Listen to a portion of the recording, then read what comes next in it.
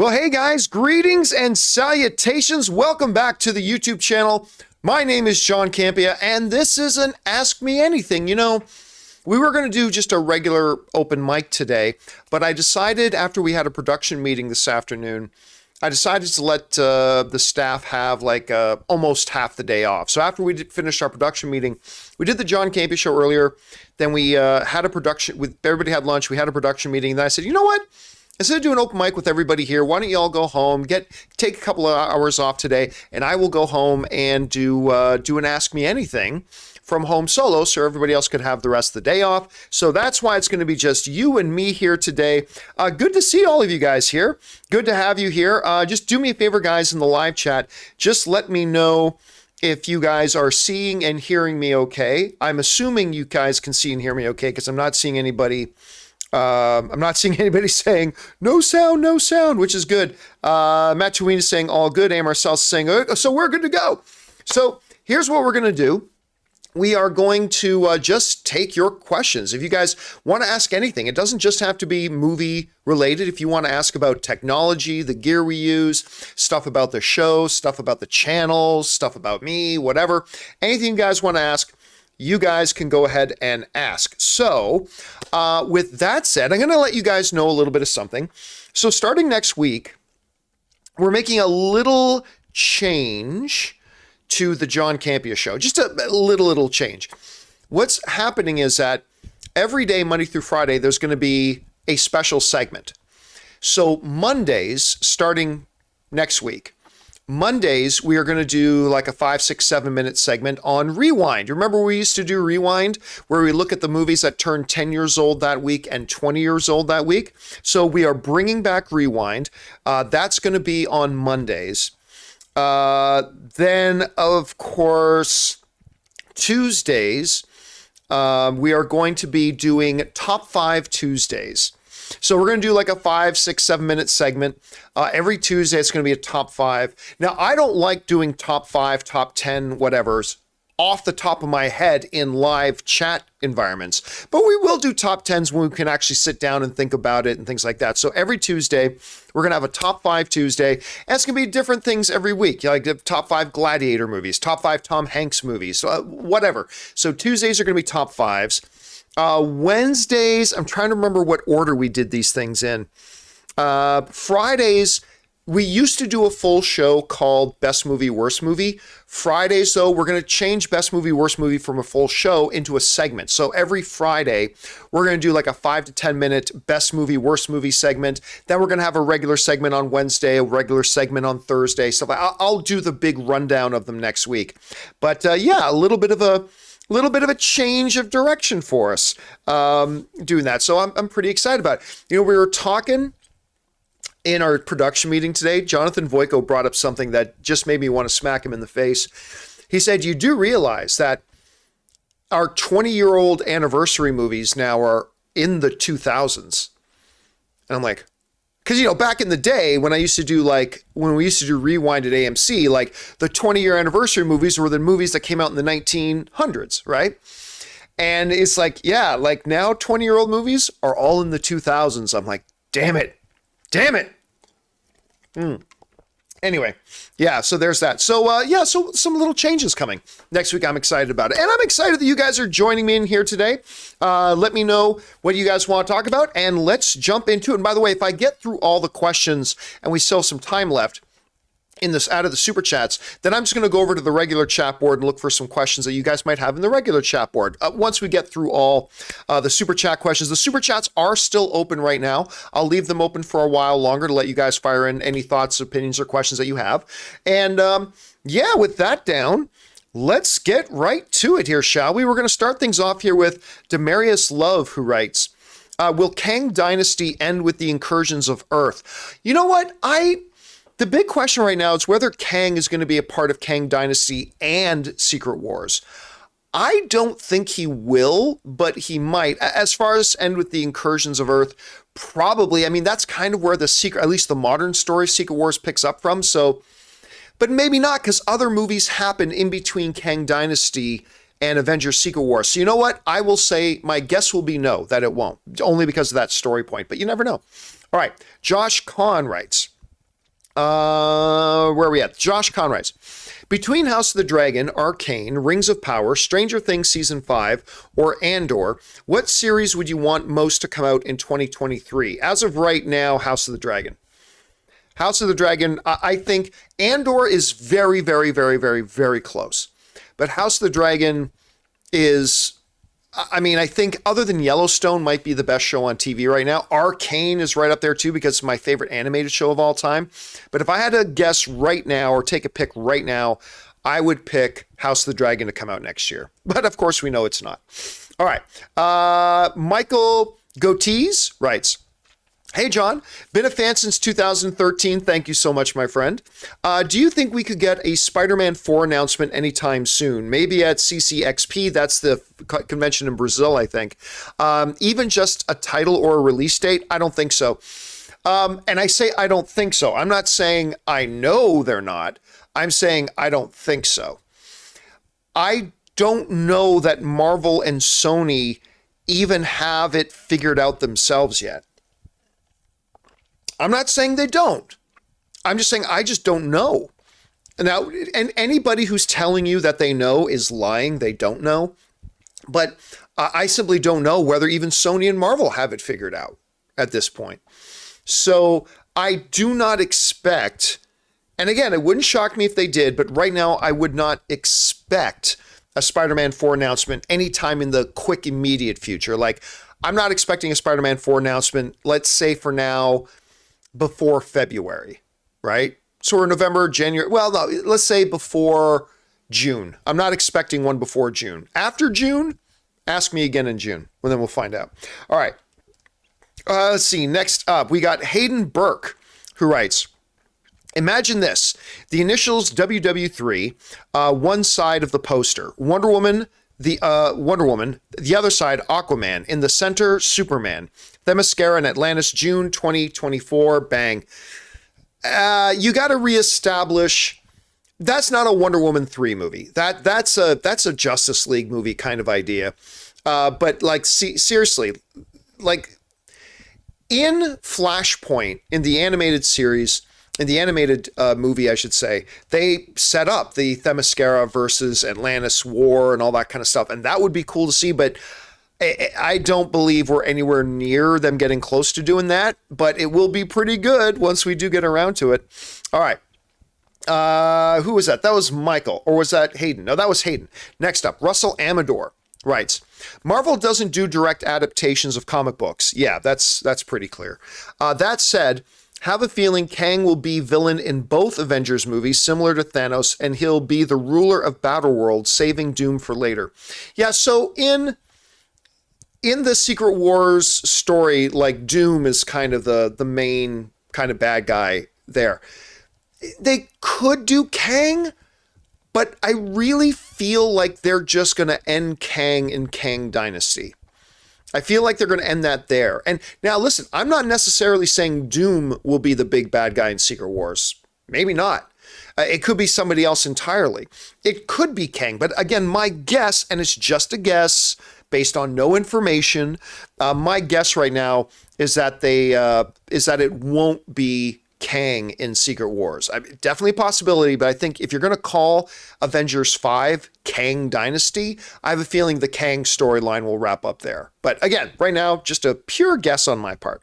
Okay, next up, we got Justin Lee, who writes, "John, how did sponsorships all come about? Did you seek out an influencer marketing agency, or were you approached by one, or was it something else?" That's a very good question, Justin. As you now know, like for the first time, look, when I was at AMC was constantly talking, "Oh, we're going to get sponsors for the show. We're going to get sponsors for the show." Never happened. When we were at Collider, the owner of Collider, Complex, kept telling me, "Oh, we're going to get sponsorships for Movie Talk. Oh, we're going to get sponsors. We're going to get sponsors." Talk. Never happened, right? The most thing we ever got was like one quick 30-second spot to advertise a Samsung phone or something like that. Like it was nothing. So I went years and years and years being told by all these people, "Oh, we're going to get sponsors for the show." Never happened, right? And I don't know the first thing about getting sponsors. I really don't. What happened was, was that I had a guy who works in who is basically an ad rep, who reached out to me and said, hey, I just noticed you guys don't have any sponsorships. Would you like working with me? And I will get you sponsorships. And of course, to me, that's like, oh, here we go. Talk. Just somebody else saying they can get sponsorships. But I got a hold of a buddy of mine and they said, oh, I've worked with them before and they're legit. And I said, all right. And this guy, just saying, his name's Scott. Scott and I have been working together now for, I'm guessing we're getting close to a year. And Scott became the first person ever to legitimately go out and get us sponsors, like legitimate sponsors. And he's done a great job and I'm super grateful. And it's allowed us to do a lot of the things that we now do on the show, to have the people that we have on the show. And it's been absolutely fantastic. All right. Hopefully I answered your question there, Justin. All right. Next up. Let's see. Future Millionaire writes, John, please let Robert know I finally tried the creamy root beer flavor from a soda company that will not be named. Tastes like Pepto-Bismol. I'll stick to the cola flavor or cherry cola flavor. Yeah, I have Zevia in my cup with all the sponsorships we've gotten. Zevia still isn't one of them. Sponsor me, you cheap sons of bitches. But I'm really just stuck on the cola flavor. I've tried some of their other flavors, like grape is actually pretty good. But I always just keep coming back to the cola flavor. I really do like the cola flavor. All right. Next up, we've got Tubular Tommy, who writes, Gio, do you still own skates? I do, as a matter of fact. Leafs need a bruiser. 0-3 on the Cali road trip. No, technically they're 0-2-1 on their road trip. They're not 0-3. They're 0-2-1 on the Cali road trip. But they won last night in Philadelphia. Yikes. Gone are the days goal scorers drop the mitts. Listen, goal scorers hardly ever drop the mitts. Like even back in the Wayne Gretzky days, goal scorers generally speaking, goal scorers don't drop their mitts, right?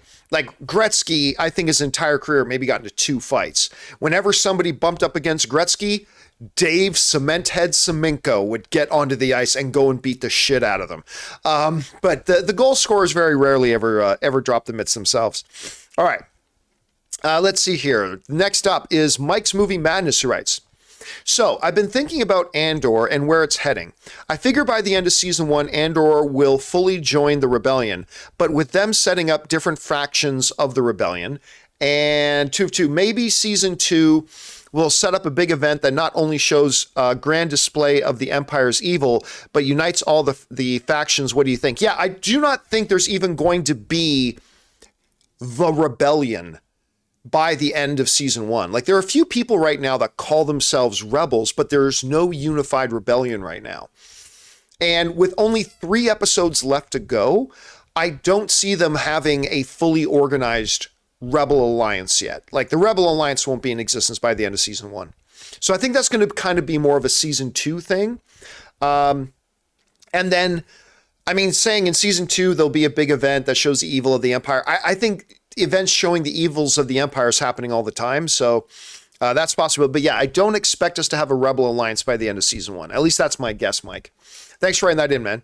Next up, we got Dwayne Fernandez, who writes, hey, John, do you see all the rave reviews God of War Ragnarok is getting? I'm getting so hyped. Yeah, I've seen, I think IGN gave it a 10 out of 10. I've seen a number of places giving God of War Ragnarok like perfect scores, whether they're 5 stars or 10 out of 10 or A+ or whatever.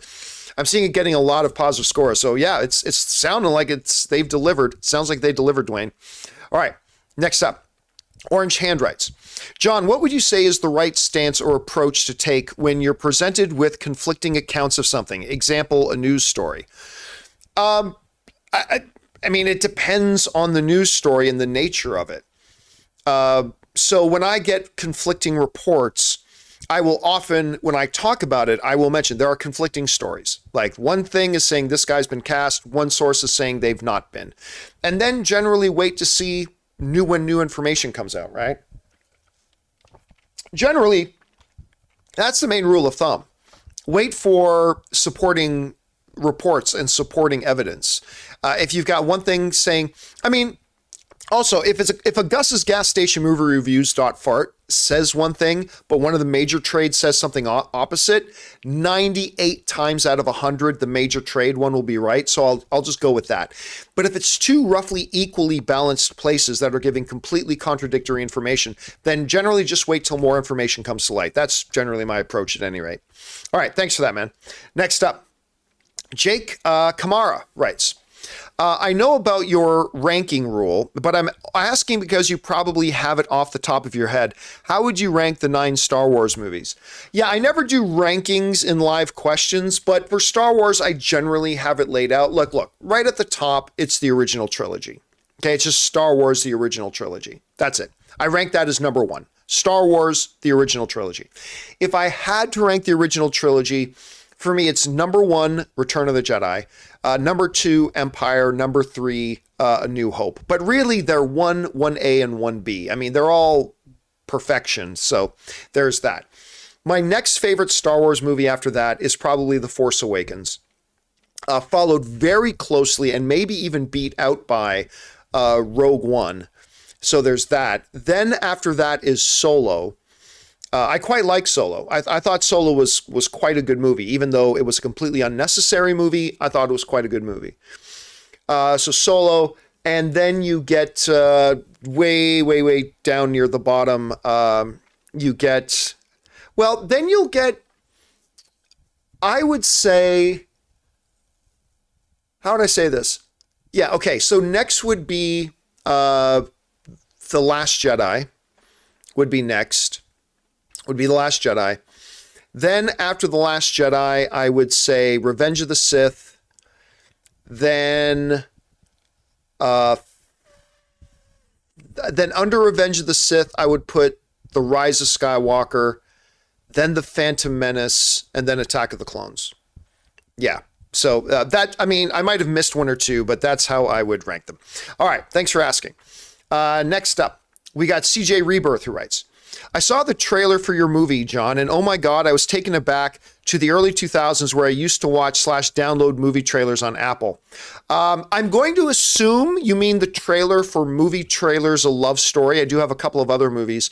But yeah, because that's what it must be, because in my trailer, the trailer for my movie, Movie Trailers, A Love Story, we do show, because we talk a little bit about Apple trailers in there. But yeah, that was the day, right?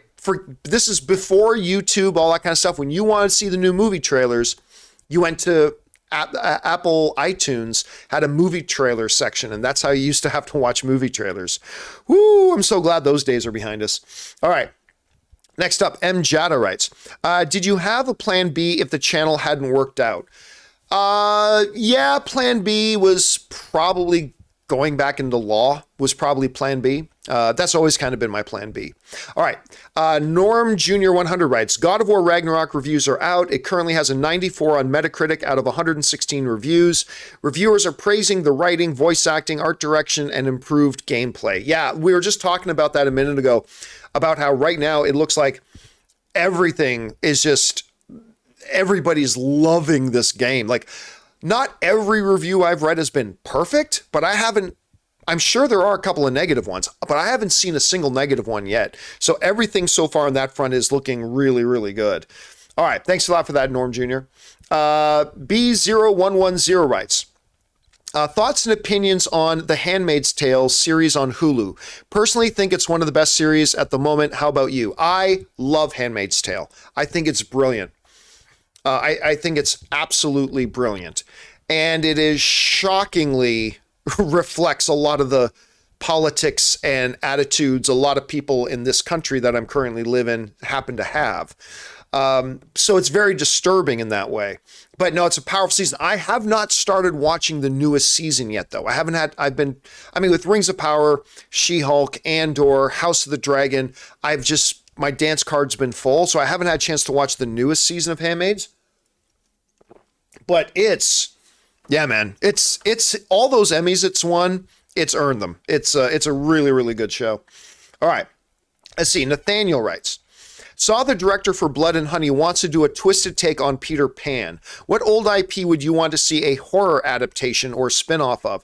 Yeah, the Peter Pan one, is interesting because we talked about this on the John Campea Show the other day. The reality is the original Peter Pan book is actually pretty dark. It really is actually pretty dark. So if I want a Mary Poppins horror movie, but she shows up for bad children, dun, dun, dun, dun, dun, her little umbrella floating down. Yeah, a Mary Poppins horror movie. Sign me up for that. I'd watch that one. All right. Thanks a lot for that, Nathaniel. And I can't wait to watch Blood and Honey. I think that's going to be a lot of fun. All right. Abraham Ruiz writes, John, curious. Why do you use a Chromecast for your home theater instead of something like an Apple TV? In my opinion, the experience in picture is much better. That's a myth. The picture on Apple TV is not better. It's not worse. I've used all of them. I've used Apple. I still have my Apple TV in the closet, actually.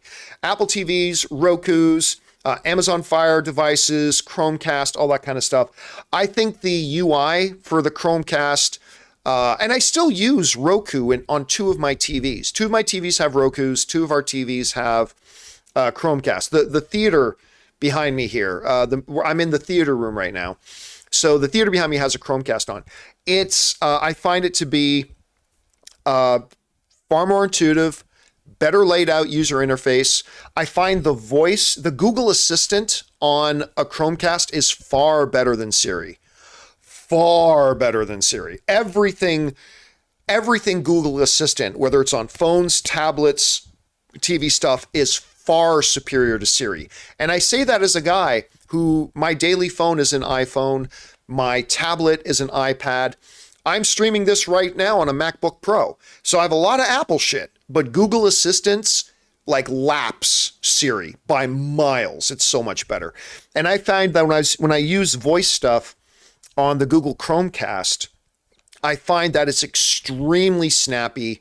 It always gets exactly what I'm saying. Siri struggles with that quite a bit. And just very snappy, quick response, great voice interfaces, wonderful user layout. All the content is absolutely beautiful. And the image is fabulous. So, and hey, that's not me. No crap talking on the Apple TV at all. I think, listen, they've all gotten so good. The Amazon Fire stuff is really good. The Apple TV is really good. The Roku is really good. The only thing you should not be using is a smart TV. Those are the worst. Pick up for $30 to $50, whatever. Pick up a dedicated streaming device like a Roku or an Apple TV or a Google Chromecast or something, because they will always be 50 times better than the built-in shit on TVs. Just the processors are way more inferior. Plus, the TVs the smart TV stuff is only built into the TVs to collect your personal data. So there's that too. So just make sure you're using one of them.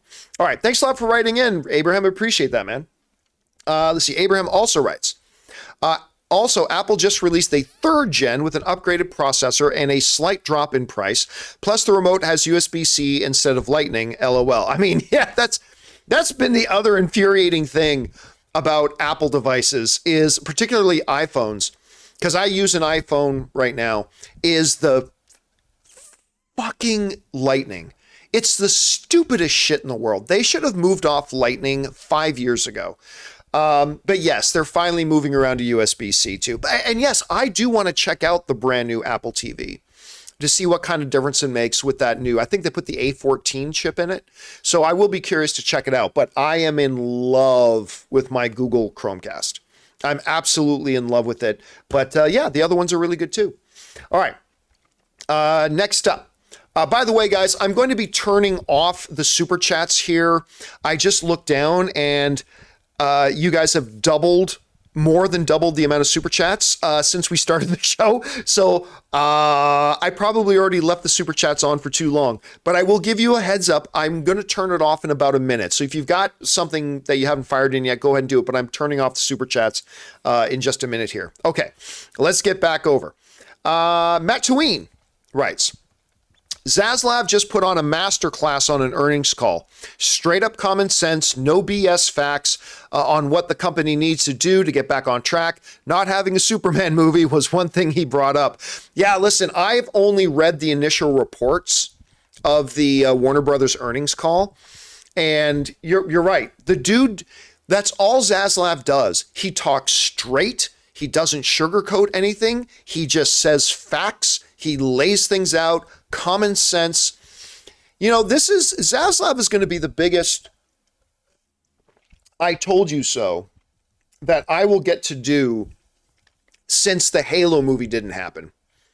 I remember back in the days when they were trying to get a Halo movie going with Peter Jackson was going to produce, and the director of District 9, a good Canadian kid too. Why am I freezing on the name of the director of District 9?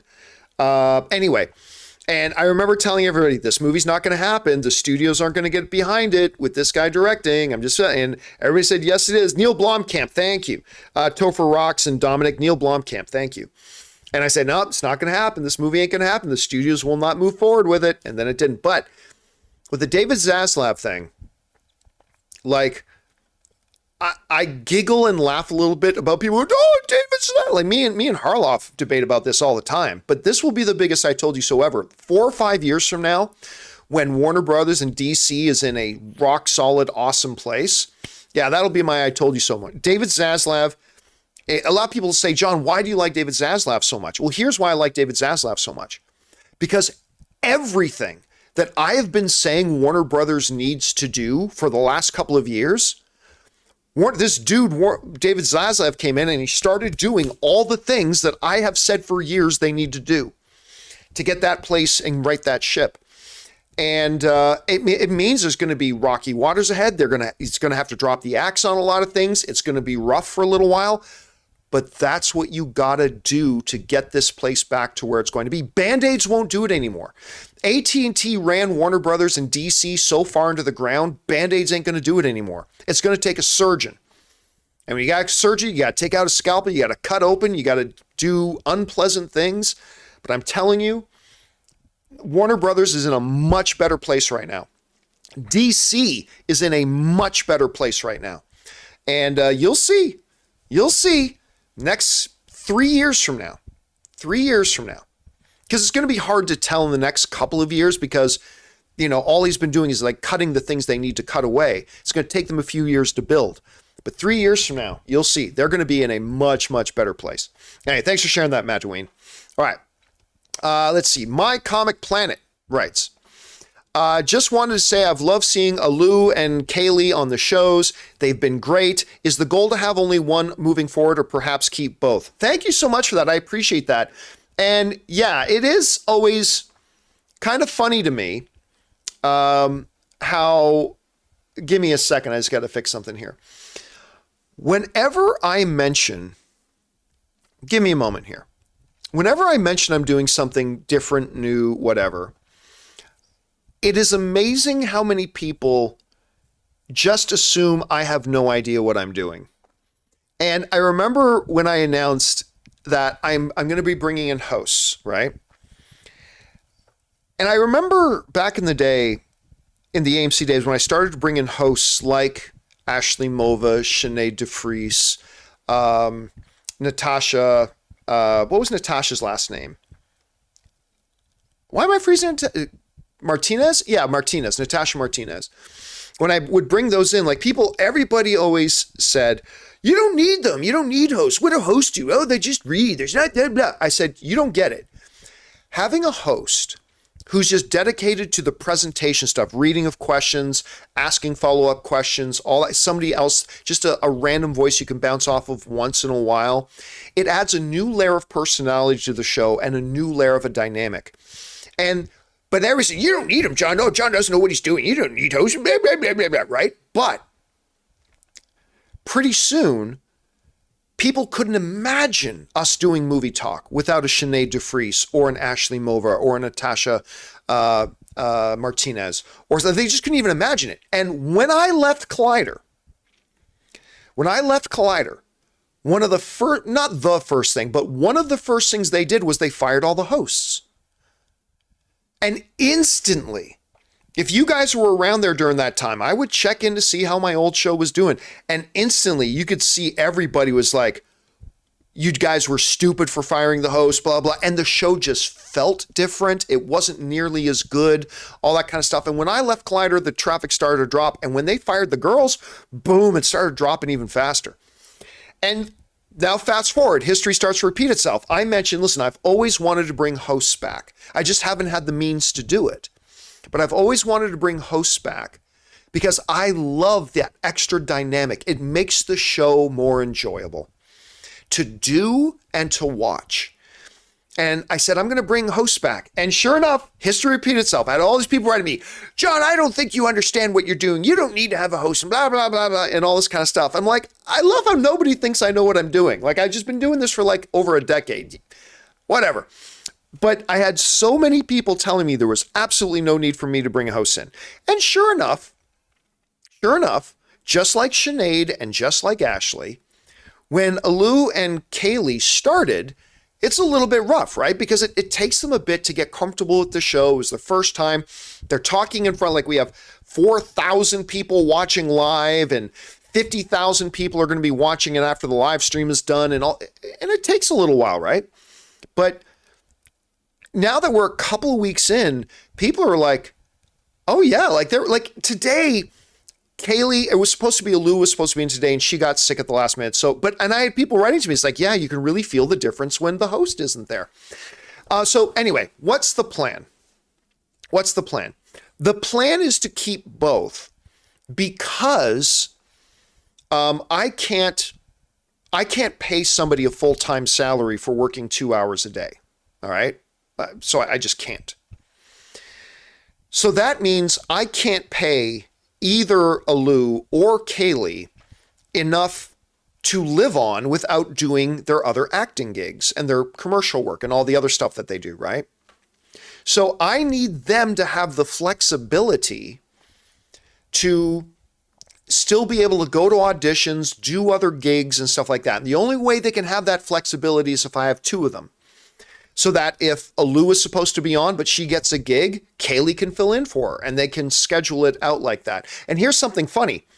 Tomorrow, Friday, both Alu and Kaylee can't be here because both of them have gigs that happen to fall on the same day. So yeah, I'm going to keep both of them. I mean, look, we're in a trial period. So, you know, a month, 2 months from now, maybe we part ways with one or the other or whatever, but I like the idea of having two hosts that rotate in and out to give flexibility for people to make sure they can go and do other gigs. And that working on the John Campea Show will not prevent them from being able to go and do other gigs. So that's important to me. All right. Okay. Let's keep going here. What is next? Next up, that was My Comic Planet. Thank you for that, My Comic Planet. Joe D writes, think Andor Season 2 shows the Senate being disbanded. No. Remember, the Senate doesn't disband until the very, very beginning of Star Wars A New Hope. And Season 2 is going to pick up 4 years before the events of Star Wars A New Hope. And then it'll end right before the events of Rogue One. So, no. Timeline speaking, we should not see the disbandment of the Senate because it should happen like a day or 2 or 3 after the second season ends, theoretically speaking. All right.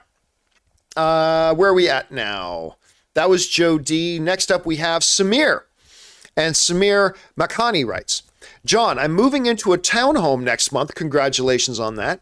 And have Sonos Beam soundbar with no sub. Now that I don't have to worry about neighbors downstairs, do you think I should invest in a sub? Yes. You can see this black box right there. That is my Sonos sub. There's my Sonos main bar. There's the sub, and you don't see the other speakers that are in the back corners there. This sub, I had a JBL sub, which was really good. I really like my JBL sound system. But this buddy of mine kept insisting, you got to get Sonos, you got to get Sonos, you got to get Sonos. And the thing is, Sonos is pretty expensive, but my buddy got me a 50% discount because of who he is. So I was able to get a Sonos, this great Sonos system for half price. So that's why I could afford it. But I'm telling you, I thought the JBL system was great, and it was. This Sonos system is like next level. And that bass The bass, oh my God, the sub is so good. So yeah, if it's an option for you, yeah, and Affair is saying in the live chat, yeah, the Sonoses are pricey, but they're good. If it is, since you already got the soundbar though, you're halfway there. If it's an option for you, I would recommend getting the sub. I'm very, very happy with the Sonos sub, to be honest with you. All right. Thanks a lot, Samir. Next up, Josh Becker writes, John, any thoughts on Swiss Army Man? Really like Swiss Army Man. Like, I don't think Swiss Army Man is like an Oscar contending kind of film, but it's quite good, very imaginative. Anyway, thoughts on Swiss Army Man? I just watched it and thought it was hilarious, and also very emotional. The Daniels are great directors. Bring on the Filthy. I mean, it was also just a really bold choice for like a Daniel Radcliffe to go in and play a what's the word I'm looking for? Playing a corpse. I mean, that's what he is in the movie. He plays a corpse. It was a bold decision. It's a creative movie. I quite enjoyed it. I'm glad you brought it up, Josh. Guys, if you have not seen Swiss Army Man, I recommend take Josh's advice and go and check it out. I think you'll enjoy it. It's a very, very creative, imaginative movie. All right. Next up, we got Richard K, who writes, hey, John, a big wrestling fan, but recently got into UFC, watched the Zhang Weilei versus Joanna Jędrzejczyk women's fight on YouTube. Wow, what a fight. Maybe the best women's fight ever. I'll go one further than that, Richard. That Zhang JJ fight is not only the best women's fight ever, I have no problem saying it is a top 3 MMA fight of all time. That I still remember when we were sitting down watching this fight, like we had a big watch party for it, and we were just like, we couldn't believe what we were seeing. Like, it is a top 3 greatest fight in MMA history. If you have not watched, you don't even have to be an MMA fan. Go and find this fight that Richard's talking about. It will make you an MMA fan. It's absolutely crazy. It's nuts. One of the best fights I ever saw. And Joanna J, you'll see somebody grow a second head. For those of you who've seen the fight, you know what I'm talking about. But just go watch it. You'll watch a human being grow a second head. It's kind of crazy. All right. Anyway, thanks for that, Richard. Next up, we got Josh again, who writes, Avatar 2 comes in December 16th and Babylon comes December 23rd. 2 movies that I'm so excited for, both over 3 hours. Great 2 weeks at the movies. Yeah, I am very psyched for Babylon. I am very, very psyched for Babylon. Great director, incredible cast. I mean, I'm really digging Brad Pitt these days. Like, everything from Once Upon a Time in Hollywood, Bullet Train, I had way more fun with Bullet Train than I think it deserved me. But I had a blast with Bullet Train. So I'm kind of into anything Brad Pitt right now. But that looks good. And I think Avatar, I didn't love the newest trailer, granted, but I think the newest Avatar movie I think it's going to be pretty awesome. I cannot wait for it. All right. Next up, Josh again says, I'm seeing Banshees of Inisherin tonight. Hyped. I can't believe that I still haven't watched it. That is like, I am so dying to watch this movie. I've just not been able to get the time together to watch it, but it is right up there. It's going to get Oscar consideration from all the outlets that I've been following. So have a good time, man. I hope you enjoy it. All right, next up, Alex writes, thoughts on Bob Odenkirk maybe joining Wonder Man? I've not seen anywhere legitimate talk about that. Let me check on this quick. Bob Odenkirk, Wonder Man. I have not seen any legitimate news outlet writing that. So let me see here. So the story is coming from who is saying that it's coming out? Oh yeah, it's coming. So that story is coming from a Gus's Gas Station Movie Reviews.fart website, like the John Campea Show. I totally qualify the John Campea Show as a Gus's Gas Station Movie Reviews.fart website. It's not coming from any of the real things. So it could be true. It's possible, I'd say. But until a legitimate news site comes out and says it, I'm not going to give really, I'm not going to pay any attention to it until, if it's true, one of the major trades will report it. And when they do, then I'll feel more comfortable about actually really going into it. But right now, it's just one of the, it's just another rumor. And, 9 out of every 10 of these rumors end up being fake. 1 out of every 10 of them turn out to be real. But until we get it from a real news site, I'm not going to pay much attention to it or think about it too much. All right, Josh Becker then just follows up by sending in a super chat just to be supportive. Thank you, Josh. All right, Chase O writes, "Hey, John. One of my favorite movies in 2002 was Triple X with Vin Diesel. Most people I know don't like this movie or think it's bad. I don't care. I love it. I really want to know your opinion on it. Thanks." And by the way, you super chatted in $20. Thank you, Chase O, for supporting our channel on that level, man. I like Triple X. I do. It's not one of the all-time great action films. It's kind of dumb, but it's fun. It's certainly better than Triple X 2. I know I saw the third Triple X, but I can't even remember a thing about it. But I know I saw it. But the first one to me was kind of fun, and it was like Vin Diesel, showing he can do more things than Fast and Furious and all that. I like it. And by the way, I think it's one of the best action movie titles ever. I love Triple X. I love it as an action film title. Triple X. I love it. I think it's great. So yeah, I personally liked the movie quite a bit, Chase. All right. Thanks for sharing that. And thank you so much for supporting us on that level. It's really generous of you, man. Appreciate that. All right. Guillaume Lebel writes, "Good evening, John. As a fellow Canadian, do you prefer Coffee Crisp candy bars or ketchup chips? Also, loving Alou and Kaylee on the show. Bring on the filthy." Well, thank you for that vote of confidence for Alou and Kaylee. I think they're doing great. I hate ketchup chips. I'm not a ketchup guy. Even though I'll have ketchup with fries, I'm not a big ketchup guy. I'm not a fan of ketchup chips. I'm more for, if you want to go Canadian flavor, I'm more all dressed than I am ketchup. But I would say Coffee Crisp. But Coffee Crisp isn't even in my top 3 favorite Canadian chocolate bars, which, by the way, Canadian chocolate bars far superior to American chocolate bars. The best one is Caramilk. Caramilk, I can hardly ever find them down here in the States, but Caramilk bars are amazing. And then the straight up Aero bar. Aero with the bubbles. Again, I can find them every once in a while in the States, not very often. But as far as just a straight chocolate bar, Aero is amazing. I love Aero so much. But Caramilk is probably my favorite. But that, again, I have a hard time finding them.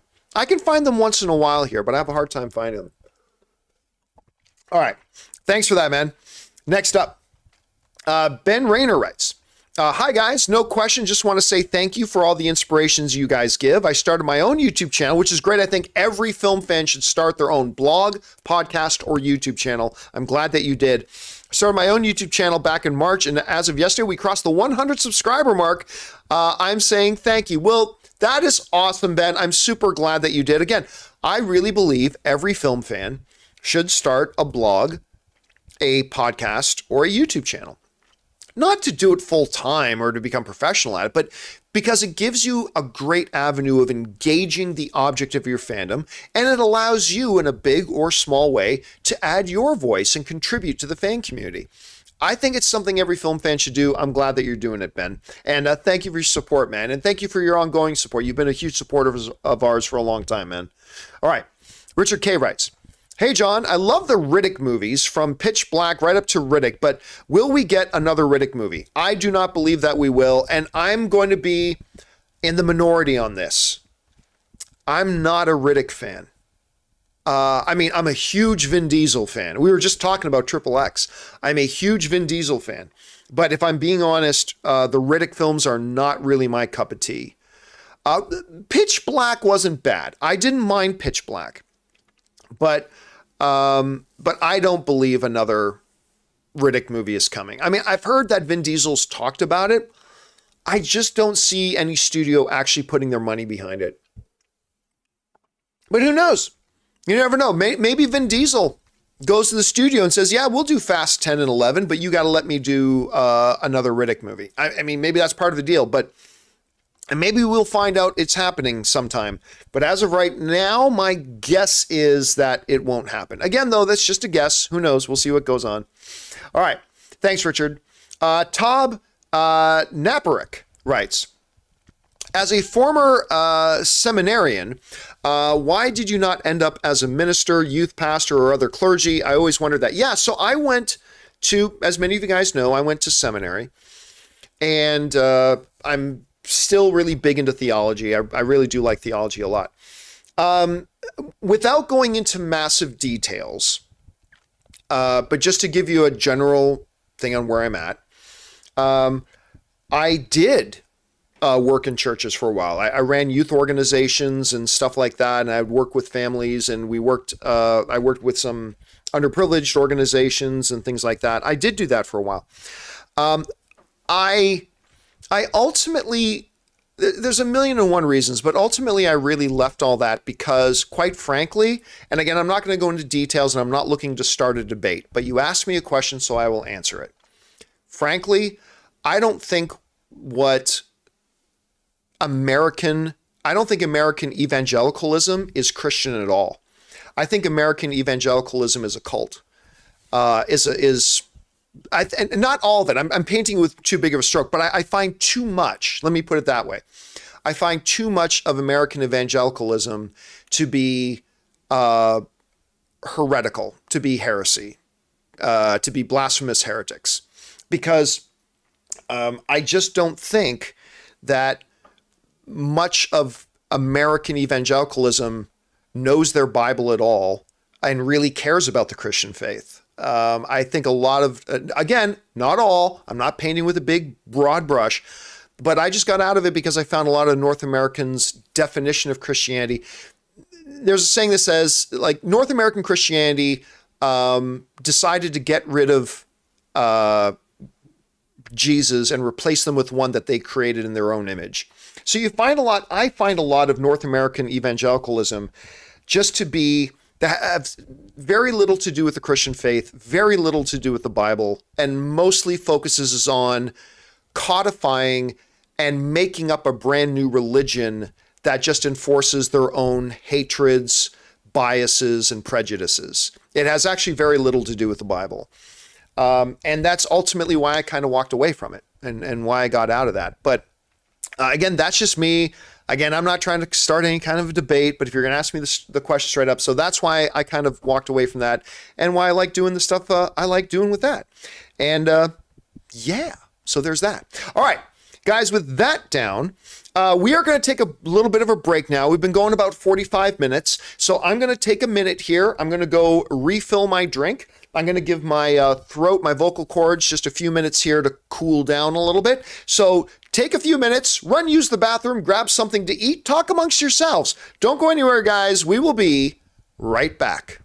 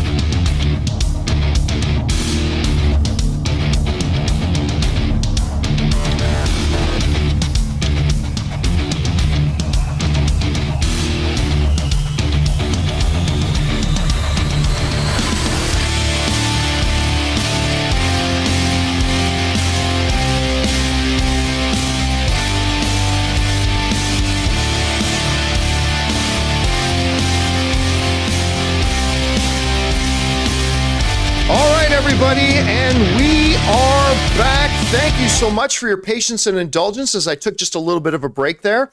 And now let's jump back into it here, shall we? We're going to pick things up with Luke1234, who wrote, do you find in having a smartwatch, let me try this again. Do you find value in having a smartwatch, or do you find it redundant since you still have to take out your phone anyway? No, listen, I got to tell you, I resisted using a smartwatch for actually a long time. And it was maybe a year and a half ago, 2 years ago, that I decided to get myself an Android watch, right? And I liked it. I think it was the Samsung smartwatch. And I quite enjoyed it. I liked it a lot. Now, when I switched over from my Android phone to my iPhone, I just wasn't getting the same function. Like my Samsung watch worked with my iPhone, but it wasn't getting the same kind of functionality. So I decided to get an Apple Watch. And I got to tell you, I have a hard time living without it now. Because I've got to do 5 miles a day, right? I have to either walk or run 5 miles a day, and this is what keeps track of it all for me. But also, I don't need to pull what's really great about it is I don't have to pull my phone out. My text messages come in, I can respond to my text messages right on the phone. I just hit the microphone button, I can dictate my text message and hit reply. I can read my email on here. I won't respond to emails with my watch, but I can at least read the emails that come in. I can take phone calls right on my watch. I don't have to pull my phone out for that if I don't want to. So, yeah, I got to say, for me personally, I find I get a lot of value out of this thing, because before I started wearing these watches, I was pulling my phone out way too many times, like way too much. And now my phone doesn't come out of my pocket all that much unless I'm making a phone call or want to look up something on the web or stuff like that. So yeah, I personally find it pretty valuable, but it all depends on what you would be using it for. Not everybody would find it as useful as I do, but it works pretty well for me. All right, thanks for asking, Luke. All right, Chase the Sunrise and Sunsets writes, when is the next movie club? I love it. You know, that's a good question.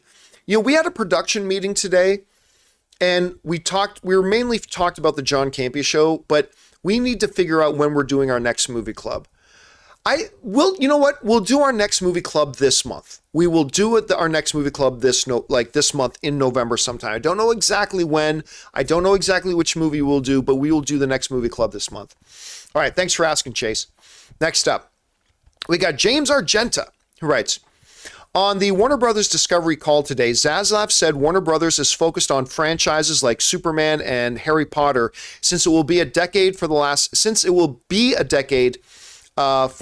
film for both. Looks like Radcliffe, Grant, Watson are about to get a big payday. Yeah, now look, he didn't specify that it would be Harry Potter, right? Just the world of Harry Potter. Now, do I think they can get the original cast back? Yes, I do. I think they can get them back. Now, Daniel Radcliffe is very happy with what he's doing, but when you watched the HBO 20th anniversary Harry Potter special they did, you can tell they all still love this franchise. They love it. And all of them have done well. Emma Watson has done well for herself. Rupert has been doing a lot of stuff lately. Daniel Radcliffe, watch the Weird Al Yankovic movie. Watch Weird, the Al Yankovic story. Daniel Radcliffe is amazing in it. He's absolutely amazing in it. But it is possible. Because I'll tell you what, man, if they do another Harry Potter trilogy and they're able to get that original cast back, and by the original cast, I mean the 3 main kids, you get them, and maybe Malfoy too. You bring them back, it's a $1 billion film. I have no problem absolutely saying that I think that would be easily a $1 billion film. So, yeah. Anyway, again, Zaslav just spitting a lot of facts as he was doing his thing there. All right. Next up, we've got Richard K, who writes, when is the next play-in chat? Maybe you could play Gotham Knights or God of War Ragnarok. See, I want to do another play-in chat soon. I love doing play-in chats. Play-in chats are so much fun for me because it's usually later in the evening. I pop on a game and I get to talk to you guys as I'm just playing, right? I love it. It's a lot of fun. Here's the problem. It's difficult coming up with a game that I can do that for. Because like Thor Ragnarok is not, like the nice thing when I would do World of Warcraft, there's a lot of downtime in World of Warcraft. So I can be running across the plains and I can just talk to you guys. I can take questions from the live chat and just all that kind of stuff, right? So it's very, very easy. When I play online poker, that's very easy because there's a lot of downtime. Things like any first-person shooters or things like that, it's very difficult. Like games that require me to be paying a lot of attention to the game is not very conducive to doing a play and chat with. Plus, I suck at most games. So I got to find a game that I can play relatively okay. Well, so you know what Ann and I have talked about? Dead serious, totally honest here. Ann and I have talked about maybe doing a play and chat. Are you guys familiar with Mario Party? I know, right? I know, but are you guys familiar with Mario Party? Ann and I, like, I don't sit down and play Mario Party alone, but Ann and I love playing Mario Party together. We have a lot of fun playing that game together. And Ann and I have talked about me doing a play and chat while the two of us play Mario Party. Because again, there's a lot of downtime in it, right? So yeah, maybe Mario Party will be the next. You know what else was good? No, not kidding around. You know what else was good for play and chat? Animal Crossing. Animal Crossing was really good for play and chat because again, it's just it doesn't require 100% of your attention. It's not a fast-paced moving anything. So Animal Crossing was actually really good, but I don't play Animal Crossing, so that would have been good for that one. Anyway, all right, let's keep going here. Next up, who was that? That was Richard K. Next one we've got is Fangblaze71, who writes, Marvel's about to give us 2 trilogy-ending movies back-to-back with Ant-Man 3 and Guardians 3. Yeah, and I'll tell you, I'm super stoked. Like, we already know this will be the last Guardians movie with this lineup, right? So I think that probably means Chris Pratt's probably done with the MCU. Zoe Saldana might be done with the MCU now. Dave Bautista, I think we've known for a long time. This will be his last MCU movie. But I'm really nervous about Ant-Man 3 because somebody asked me a little while ago, do you think Scott dies in Ant-Man 3? And at first I thought, no, they're not going to kill Scott. But then I thought about it. I'm like, you know what? They could kill him off. They could kill Scott off in Ant-Man 3. And that, I'm not going to lie to you guys, that makes me a little nervous. Makes me a little bit nervous that they could kill him off. So I'm a little bit nervous of that going in there. All right. Next up, that was Fangblaze. We got Stubble McShave who writes, is Avatar 2 more an animated film than a live action one? I'm not going to be able to know that until I see it. It's funny because when the Lion King movie came out, everybody called it the live action Lion King. There's nothing live action about Lion King. That was an entirely animated movie. Like, except for the opening shot of the sunrise, the very opening shot of the movie with the sunrise, they said that they actually filmed. But that one opening sunrise shot is the only live action thing in the movie. The whole movie's animated. Now, we know there are live action actors in Avatar, and there are some practical sets. So I need to see the movie before I think I or anybody else will be able to say whether it's more of an animated movie than a live action movie. It's hard to say. I mean, the trailer makes it look like an animated movie, but we'll see once we actually see the film itself. All right. Thanks, Stubble. Next up, we got Raymond Reddington who writes, watch Banshees of Inisherin, John. Such an amazing film. I have no doubt you have a world-class director, world-class cast. These guys have worked together before with amazing results. So I have no doubt it's going to be amazing. I cannot wait to watch it, man. All right. Jay Watt writes, see the new pitch meeting on She-Hulk? No, I have not, but I will. I love pitch meeting. And here's the thing too. I love pitch meeting even when they're like doing movies that I love. I love it when they're doing films that I love, films or TV shows that I love. Like I know too many people who just want to see like, yeah, you should know this thing sucks. Just watch the pitch meeting on it. It's like, guys, the pitch meeting thing is meant to pick apart a movie. And I love it when he does it to my favorite ones. And, I didn't like She-Hulk. I liked parts of it. I did. There are parts of She-Hulk I enjoyed. Overall, to me, the show is a disappointment. But no, I've not seen that they did one on She-Hulk yet, but I'll be sure to do that. All right. Let's see here. Next up. Fangblaze71 writes, hey, John, how do you avoid burnout? I've been working a ton the past year. The pay is great, but it's starting to burn me out. Seriously, guys, burnout is a very real thing. And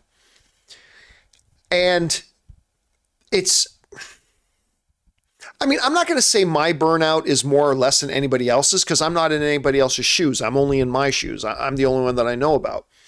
But burnout's very real. Like I put in, you guys, we've done walkthroughs of what my day looks like, right? You guys know I do 12, 14, sometimes 15 hours a day. And it becomes even more stressful when you have people that you're responsible for. So like, not only am I trying to do the show, but I've got like 4 people that work for me full-time. I've got 3 people that work for me part-time.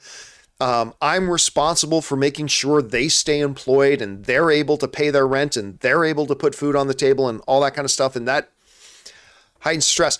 For me, Anne is kind of the gatekeeper for me. Anne is the one who monitors me, and she can tell when I'm starting to approach burnout. Because it happens every couple of months. Every couple of months, I just hit an absolute burnout.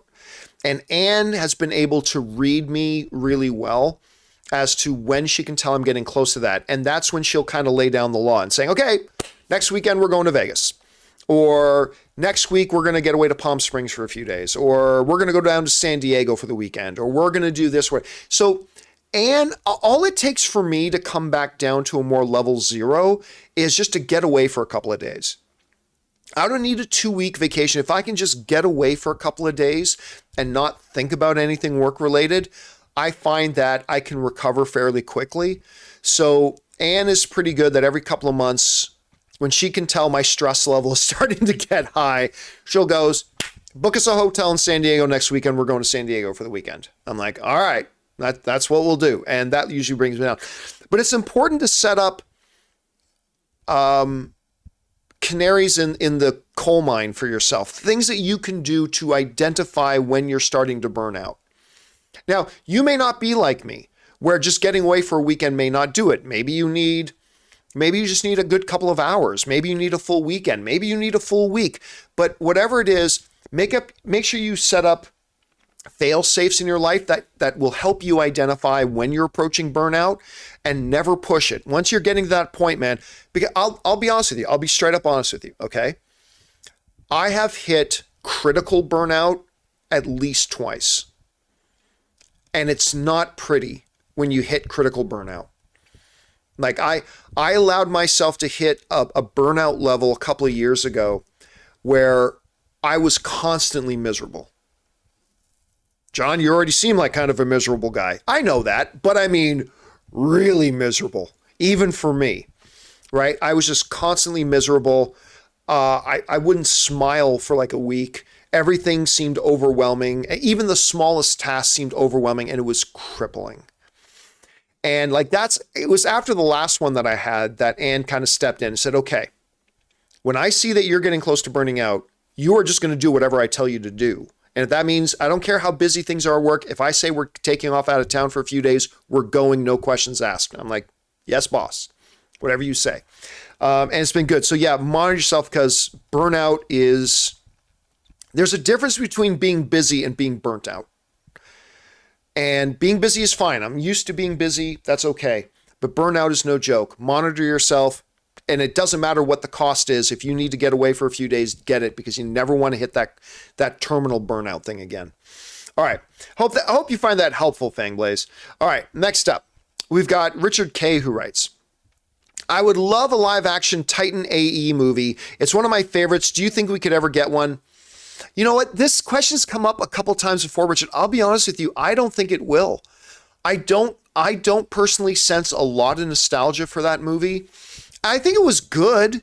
I think Titan AE was good, but I don't see anything there that is like calls for, and it would be a very, very expensive movie to make, and an expensive movie that I don't think it, honestly, off the top of my head, it's not a movie that I think is something that could make money. I just don't think it would be something that could make money for that expense that it would cost. But that's just me, Richard. I could be dead wrong about that, but you never know. All right. Next up, Terry McGinnis writes, happy 15-year anniversary to American Gangster, the Denzel Washington, Russell Crowe, Ridley Scott.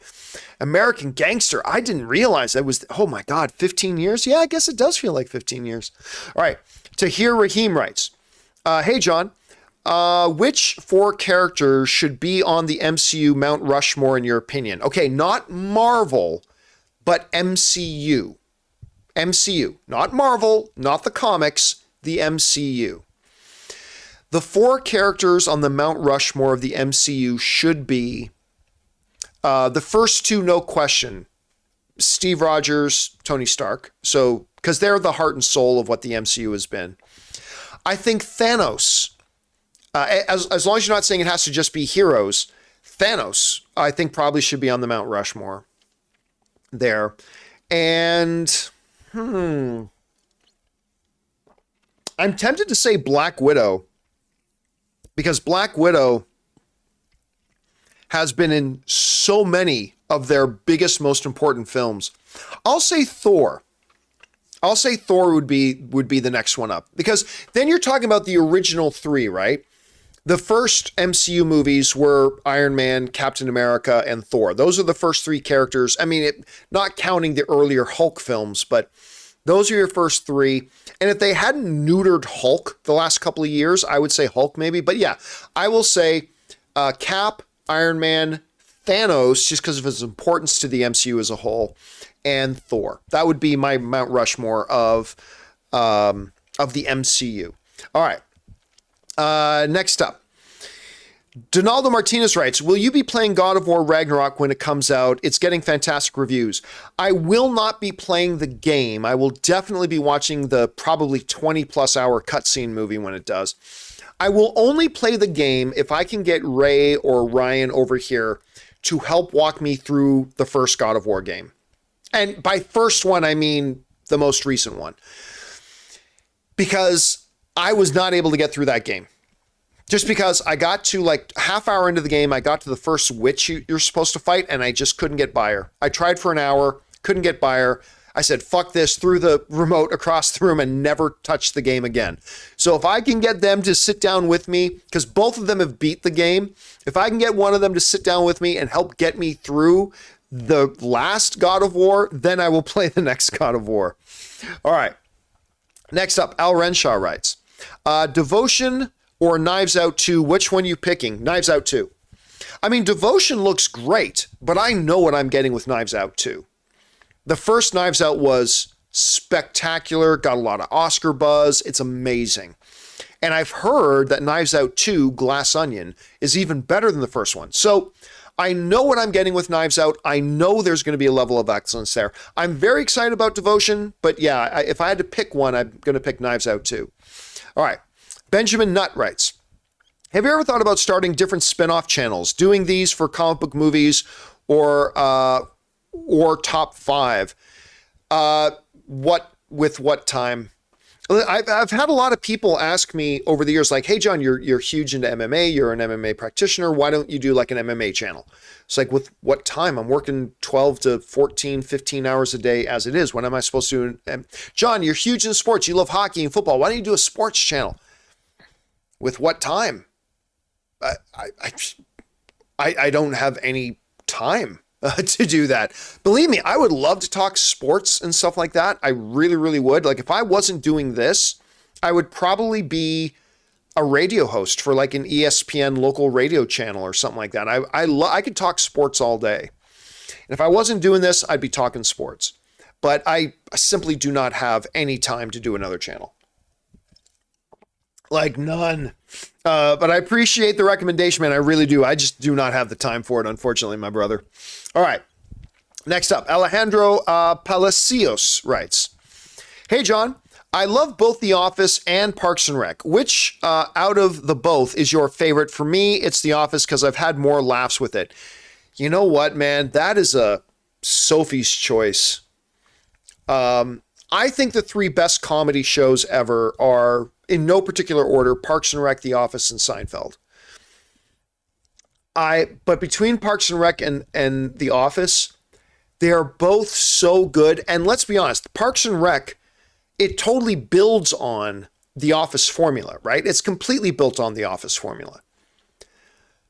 But if I had to go away for, say, 6 months on a trip to a deserted island, and I could only bring one show on my laptop that I could watch, either The Office or Parks and Rec, I probably go Parks and Rec. I mean, I passionately love The Office, passionately love that show. But if I had to pick one for 6 months, I think I probably lean towards Parks and Rec. Yeah. So great question though, but ask me again in 6 months. I might have a totally different answer for you. All right. Mexican Drug Lord writes, you thought Chapek was a good fit for Disney. Absolutely, I did. What made you lose faith in Bob Chapek? What would Zaslav have to do for you to lose your faith in him? Yeah, listen, all you can do when you're making a decision is make the best decision you can with the information that is currently in front of you. That's all you can do in life, right? I often talk about this, like in poker. You guys know I'm a big poker guy. But in poker, if somebody goes all in pre-flop and you look down and you see you've got pocket aces, do you fold? No, you call. The right decision is to call. If you got pocket aces and somebody else has already gone all in and you can either fold or call and it's pre-flop, you call. You call 100 times out of 100, you call. That is the right decision. But once you make the right decision with the information that you had available to you, you can still lose. For people in the poker world, we call that getting your aces cracked. Like you start with the best hand, guy maybe goes all in with, I don't know, like Queen Jack, and all of a sudden the flop comes 9, 10, King, and now that guy's got a straight, and you're crushed. Your aces get crushed. So does that mean it was the wrong decision to go in all in when you had to? No, it was the right decision. You made the right call. All you can do in life is make the best decisions you can based on the information you have available to you. And when Lucasfilm, when George selected Kathleen Kennedy to be his heir, to be the one to run Lucasfilm, that was the right decision. It was. On paper, she was the right person to do it. George worked with her. George believed in her. She was one of the greatest, if not the greatest producer in Hollywood history. On paper, she was the right decision. And I was all in support of her being chosen. Unfortunately, you later get more information, and it's turned out that, you know what, maybe this isn't the right job for her. Same was true with Bob Chapek. When they first selected Bob Chapek, I mean, hey, listen, he's a company guy. He's been with this company a long time. He's worked under Bob Iger for a long time, so he knows how Bob Iger runs things and all that kind of stuff. And so when they hired him, I was like, yeah, I support this. On paper, he's the right guy to hire. What changed my mind about Bob Chapek? I really started to take notice, well, just all the mistakes he's made, right? The way he botched, well, everything he's done so far. Where I really realized that he was the wrong choice was when he completely changed the leadership structure in Disney and took all the power away from the creative people and started putting in extra layers of middle management with business people instead of creative people. You know, Kevin Feige had a lot of his authority taken away. A lot of the studio heads had a lot of their authorities taken away. And it was put into the hands of his banker buddies. So that was big, the way he completely botched the Scarlett Johansson situation. He botched the Florida situation. He's bought, like, people who are fans of the park seems to hate every decision he makes about parks. So, yeah. Now, as far as David Zaslav goes, though, I was excited about him taking over because of the way he ran Discovery. I love the way he ran Discovery.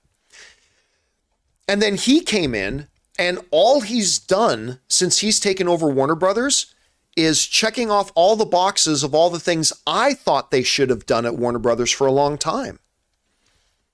So right now, whereas I thought Kathleen Kennedy was the right choice, and she was the right choice, but it didn't work out.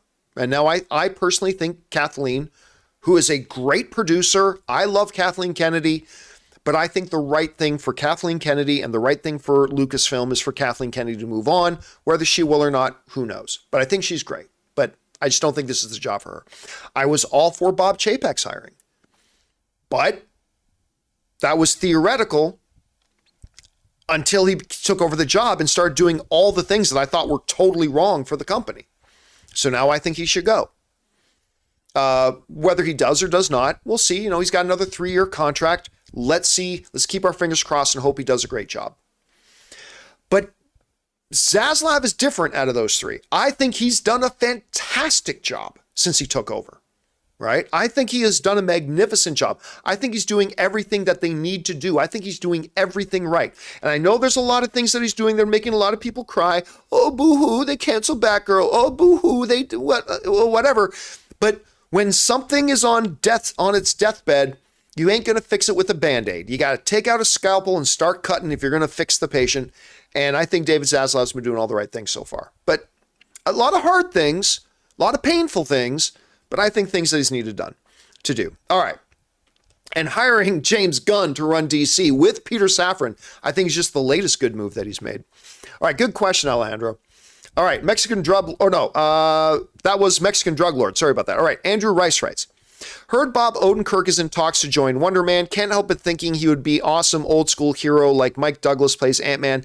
Again, I wouldn't pay any attention to that report. It's not coming from any of the real trades. It may end up being true. And if it does, one of the major trades will report it. And when a major trade does, then it's worth talking about. Right now, it's not really worth speculating about too much. Other than Bob Odenkirk's awesome. Put Bob Odenkirk in anything and he'll class the place up. Absolutely. All right. Ben Rayner writes, love the micro intro to the show before the music intro starts. Hope they continue. Yeah, so for those of you who are regular viewers of the John Campea Show, you'll notice now that we start the show with a cold open, with me basically running down the topics we're going to talk about that day. I decided to do that when I saw a neat stat on YouTube that said only about 7% of people who watch YouTube videos actually look at the video's description. Because in our show description, we always put all the topics that we're going to talk about. But when I saw that statistic on YouTube that said like 7% of people will actually look at the show description, I thought, well, then it might be a good idea for us to start the show by telling everybody, here's all the things we're going to be talking about today, so they know what's coming up. So, I started to do that. And yeah, I think it flows very well. I'm really happy with it. So yes, we are going to continue to do those cold opens and and by the way, it won't always just be me. So I think it's going to be me for the first little while, but then I think every once in a while you'll start the show and you'll see, Kaylee doing the intro, or Ray doing well, probably not Ray. Ray wouldn't do it. Or Rob doing the intro, or Chris doing the intro. But yeah, I do like these cold intros and I think they're working. So thank you for the feedback on that, Ben. I appreciate that. All right. Mr. Graham 91 sends in like a $20 super chat. Thank you, Mr. Graham. Appreciate that, dude. Who writes, I see spoilers for every comic book movie, not by choice, although I haven't seen anything spoilers for Black Panther 2. Could that mean there's no significant spoilers that could make its way around the internet after the premiere? I want to be careful what I say, because while I had somebody show me parts of the movie a while ago, but nothing that let me know where the movie ends up. So I have not seen, other than those few scenes that somebody showed me, I have not seen Black Panther 2 yet. And I'm going to see it next Thursday. So, but I know a lot of people who've seen it and they've told me some things. I don't know what it is. I'll be honest with you, because there are a few things I could spill that I know about. There are a few things I could spill, but I think it's just a matter of, for whatever reason, maybe it's because of the Chadwick Boseman thing, but people seem to want to keep it under wraps more. They seem to want to keep it under wraps more.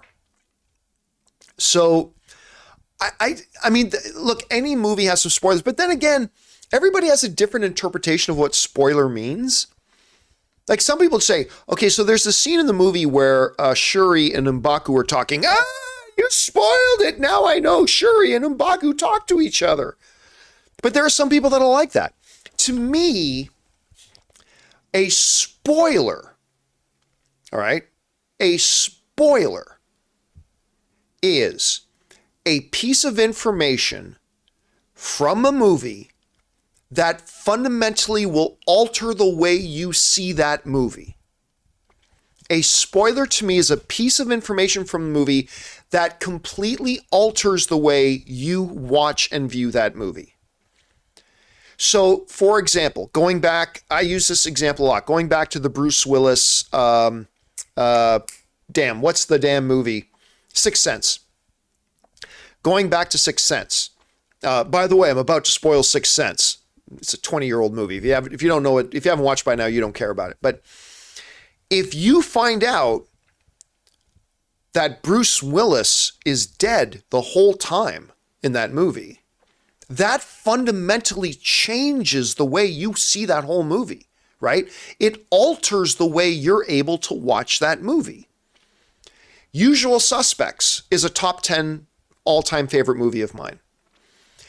And I'm about to give away the ending of Usual Suspects. Again, it's over a 20-year-old movie. But, so just plug your ears if you need to. But when you find out that, if you find out before watching that movie that Kevin Spacey is Kaiser Soze, then that fundamentally changes the entire way you see that movie. It completely changes the way you see the movie. That, to me, is what a spoiler is.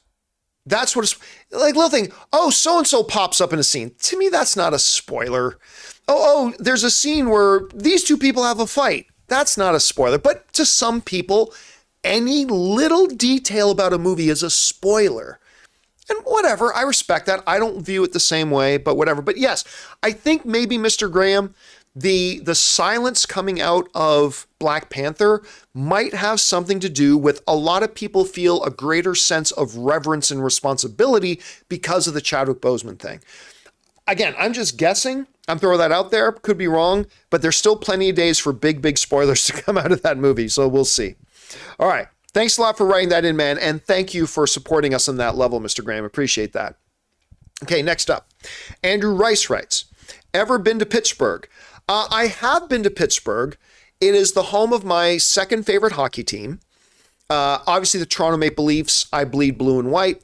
But other than that, I grew up as a massive fan of the Pittsburgh Penguins because of number 66, Mario Lemieux, who is one of my all-time favorite hockey players. So I was there once. I had to go to Philadelphia once to shoot an interview for a documentary movie I was making.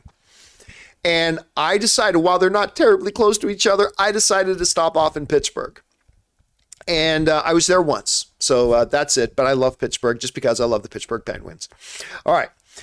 Next up, we've got Scotty Hale, who writes, over under 50% we get Succession late March 2023 since it was announced Last of Us starts January 15th with 9 episodes. Yeah, they haven't actually given a date for Succession Season 3 yet, have they? They haven't given a date for it yet. I don't know.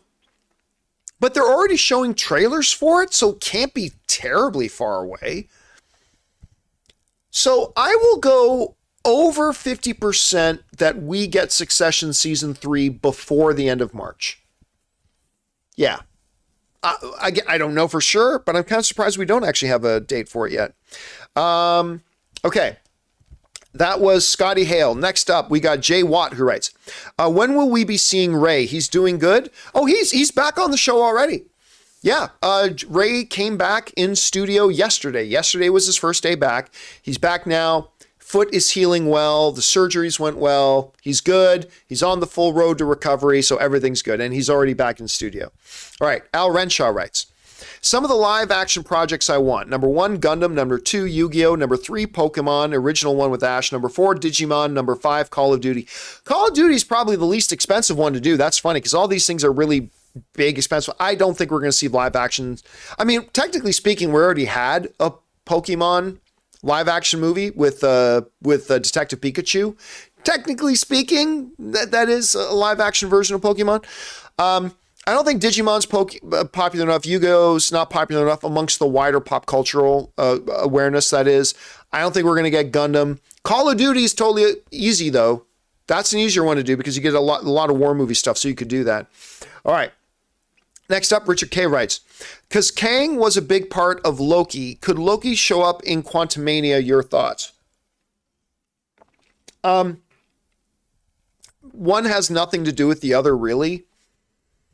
Because the Kang we're getting in Quantumania is a different version of Kang, who our Loki has never met. So, and Loki has never been into the quantum realm. So, while any MCU character could theoretically pop up in any MCU project, including Loki in Ant-Man, direct narrative-wise, I don't see any connection, so I'm going to guess no, but it ain't impossible. It's definitely not impossible. My guess right now would be no, though. All right, thanks for writing, Richard. Next up, Vixter 5001 writes, hear the Andor theory that Cyril's mom isn't real, as he only ever sees her at the table. Sounds very Sixth Sense, not sure I agree with it. Well, I've not heard that theory. It's an interesting theory. However, he has not only seen her at the table. Remember, he shows up at the door, knocks at the door, and literally she opens the door, steps out into the hallway, gives her a hug, then yells at the neighbor across the street. What are you looking at? Blah, blah, yells at the neighbor. So I would like the theory a lot more if the only time we ever saw his mom was at the table. But the theory maybe, because listen, Cyril, he's not completely stable, right? I mean, I think that part's clear. Cyril ain't completely stable. So it would be a very interesting thing if they pull a Fight Club where we find out like Cyril's mom didn't yell at the neighbor to mind her own business. What if they do a flashback? The show is just Cyril turning around to the neighbor saying, mind your own business, and then goes and I mean, I don't know. But the very fact that she answered the door, talked to a neighbor, all that kind of stuff seems to suggest that she's not just a figment of imagination. But if they do go that direction, that could be pretty fun. That could be pretty fun. And I had not heard that theory, Vixter. Thanks for sharing it. All right, next up, Mike Sanchez writes, who do you think is the better quarterback, Patrick Mahomes or Josh Allen? Wow. You know what? If I was an NFL general manager and I got to pick, I started a new team in the league and they say you could pick any quarterback in the league. You can either take Patrick Mahomes. I mean, obviously I would take Tom Brady in his prime, but not today. At least not first today. Obviously I would take Aaron Rodgers in his prime, but not first today. The league belongs to Josh Allen and Patrick Mahomes right now. God. I'm going to say Josh Allen. I think he's got a cannon for an arm, right? Both him and Mahomes are great at improvising. I give improvisation the edge to Mahomes over Josh Allen. They're both great at improvisation. Mahomes is the master at it, though. I give him a little bit more of that. But I just think when it comes to the pure tools, I think Josh Allen. I think I'd take Josh Allen over him. I do. But, I mean, listen, you wouldn't go wrong with either of them. They're both stupid good. They're both stupid good. All right. Let's see. Thanks for that, Mike. Next up, FangBlaze71 writes, I think my favorite movie experience was when I took my cousin to see No Way Home. She loves Marvel, but doesn't watch any trailers/TV spots. She was absolutely shocked when Andrew appeared. Yeah, I don't know how many people actually got to see or actually got to go in and be surprised by that. I mean, listen, long before the pictures I put on Twitter, the pictures I thought were fake, and they weren't fake, but long before those pictures, like a year before the movie came out, there were tons of sites writing that we can officially report that Andrew Garfield and Tobey Maguire in this movie. And then long before I put up those pictures, that video footage of Andrew Garfield in front of the green screen, that got leaked and all that kind of stuff. So I don't know how many people, what percentage of people actually got a chance to see that movie not having any idea that Andrew Garfield or Tobey Maguire were in it. But for those that did go into that movie having not the slightest clue that either of those guys were in it, that would have been a pretty fun experience. That would have been a pretty fun experience. That would have been pretty cool. If you took your cousin to that and they did not, like, they had no idea, that would have been a pretty fun thing. So that's a pretty special thing. All right. Next up, A. Marcellus writes, call it a gut feeling, but I think tragedy is going to befall Mon Mothma. I think she loses her family, and this will further push her into the rebellion. I think Palpatine orders their deaths. You know what? I think there's one of two options here. One, I think there's a Mr. and Mrs. Smith thing going on where her husband is actually also a rebel operative. Because you remember when Luthen was talking to Forrest Whitaker, and he tells him, they talk about all these different factions. None of them are unified. There's all these different rebellious factions. Mon Mothma is keeping it from her family that she's involved. What if her husband is also involved and keeping it from her? And neither of them know, just like Mr. and Mrs. Smith, right? Neither of them know that the other are involved with a resistance. And that could lead to him dying and maybe his daughter dying, whatever. Now, the other option is the complete opposite of that. The other option is that the husband and the daughter are exactly the way they appear, and they find out that Mon Mothma is working with rebellion, and they rat her out. That's the other option. So I think it's one of those two things. Whether or not it is, I don't know. We'll find out for sure. But I think those are the two options that are facing them. All right. Thanks, A. Marcellus. Next up, Jay Watt writes, Henry Cavill still doing Mass Effect? No idea. I don't ever actually know if that was ever a real thing. I just don't know. So no idea at this point.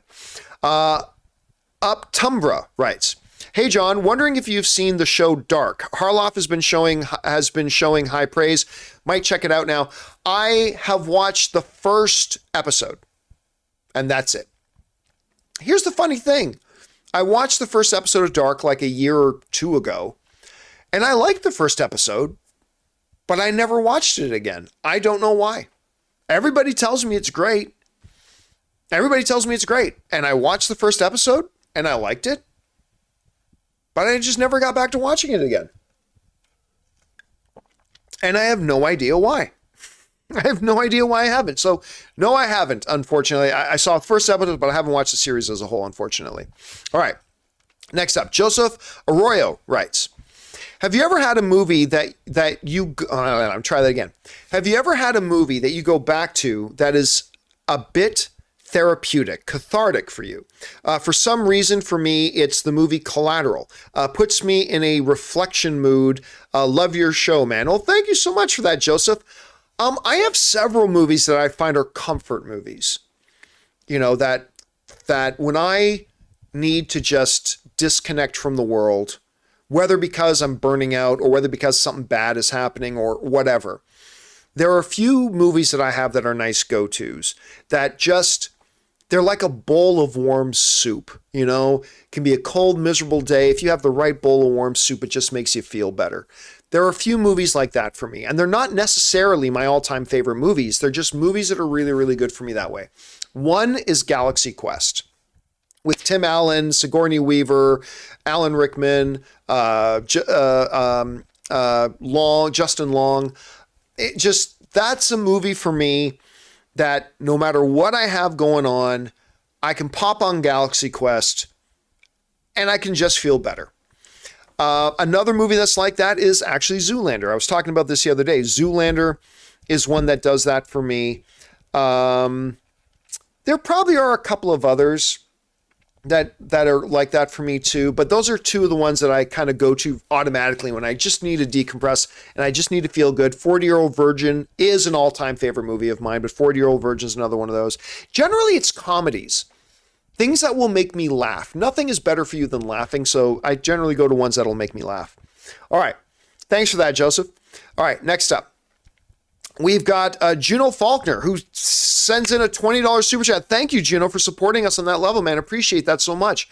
Let's see. Can you speak a little bit more about your time in law and your time after in the legal field? I'm studying for the February bar exam, and I like hearing about other people's experiences with the law. I mean, the best person really, I think, to talk about that right now, but unfortunately she's not here, is Brooke.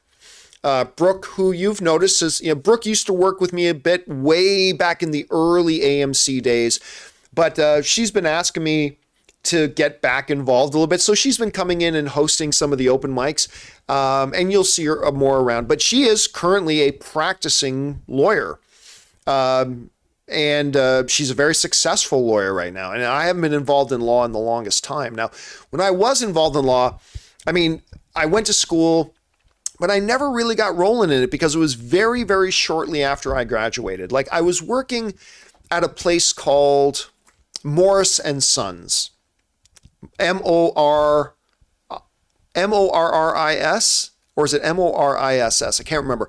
Morris and Sons. It was a huge, big law firm in Hamilton. I was working there, and we were doing civil litigation. Was the stuff that we did. Now, before that, I was doing my what's the word for it?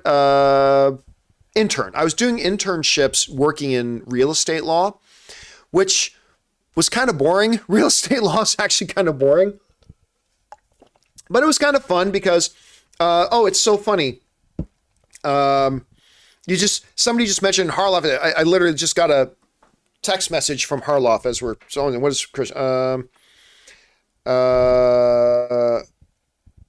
Okay. Anyway, I got to get back to Christian about that. Something about that later. But it was a job. And it was shortly after that I got my first check. Because I was doing the movie blog as a hobby, right? But I got my first check for $400 from Google AdSense. It was the first check I ever got. And I remember this was back when, like, before blogging was a huge thing, before YouTube, and like my local newspaper, the Hamilton Spectator, actually ran a story on me that a guy made money blogging on the internet and $400. And so my local newspaper did a story on that, put a big picture of me on it.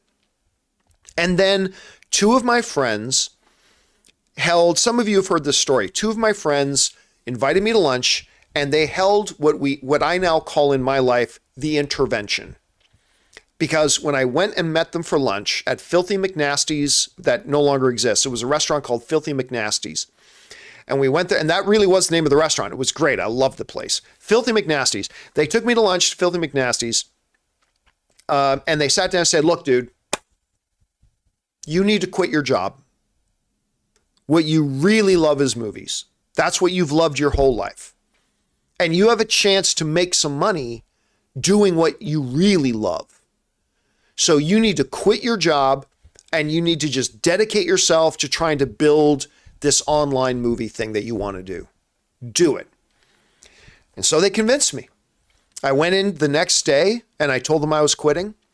I moved into this 0-bedroom bachelor apartment. It was one room with a bathroom.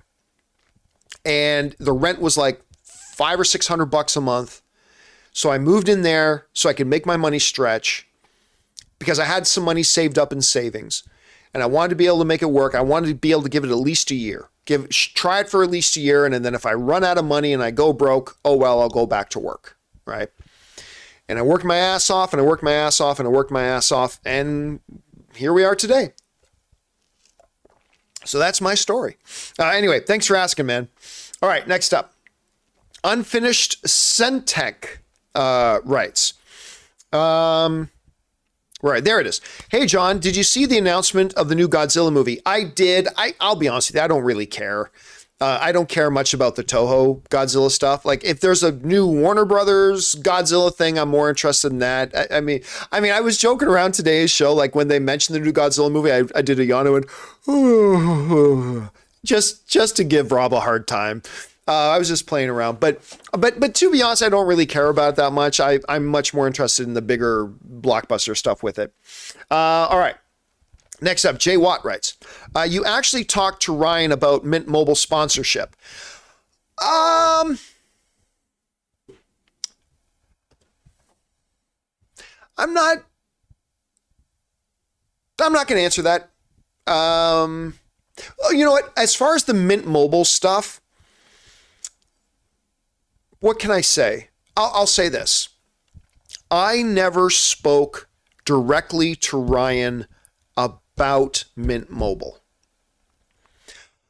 When we got the Mint Mobile stuff, I'll tell you this. When we got the Mint Mobile sponsorship, I did write to Ryan and I said, hey man, I don't know if you had anything to do with this, but if you did, thank you.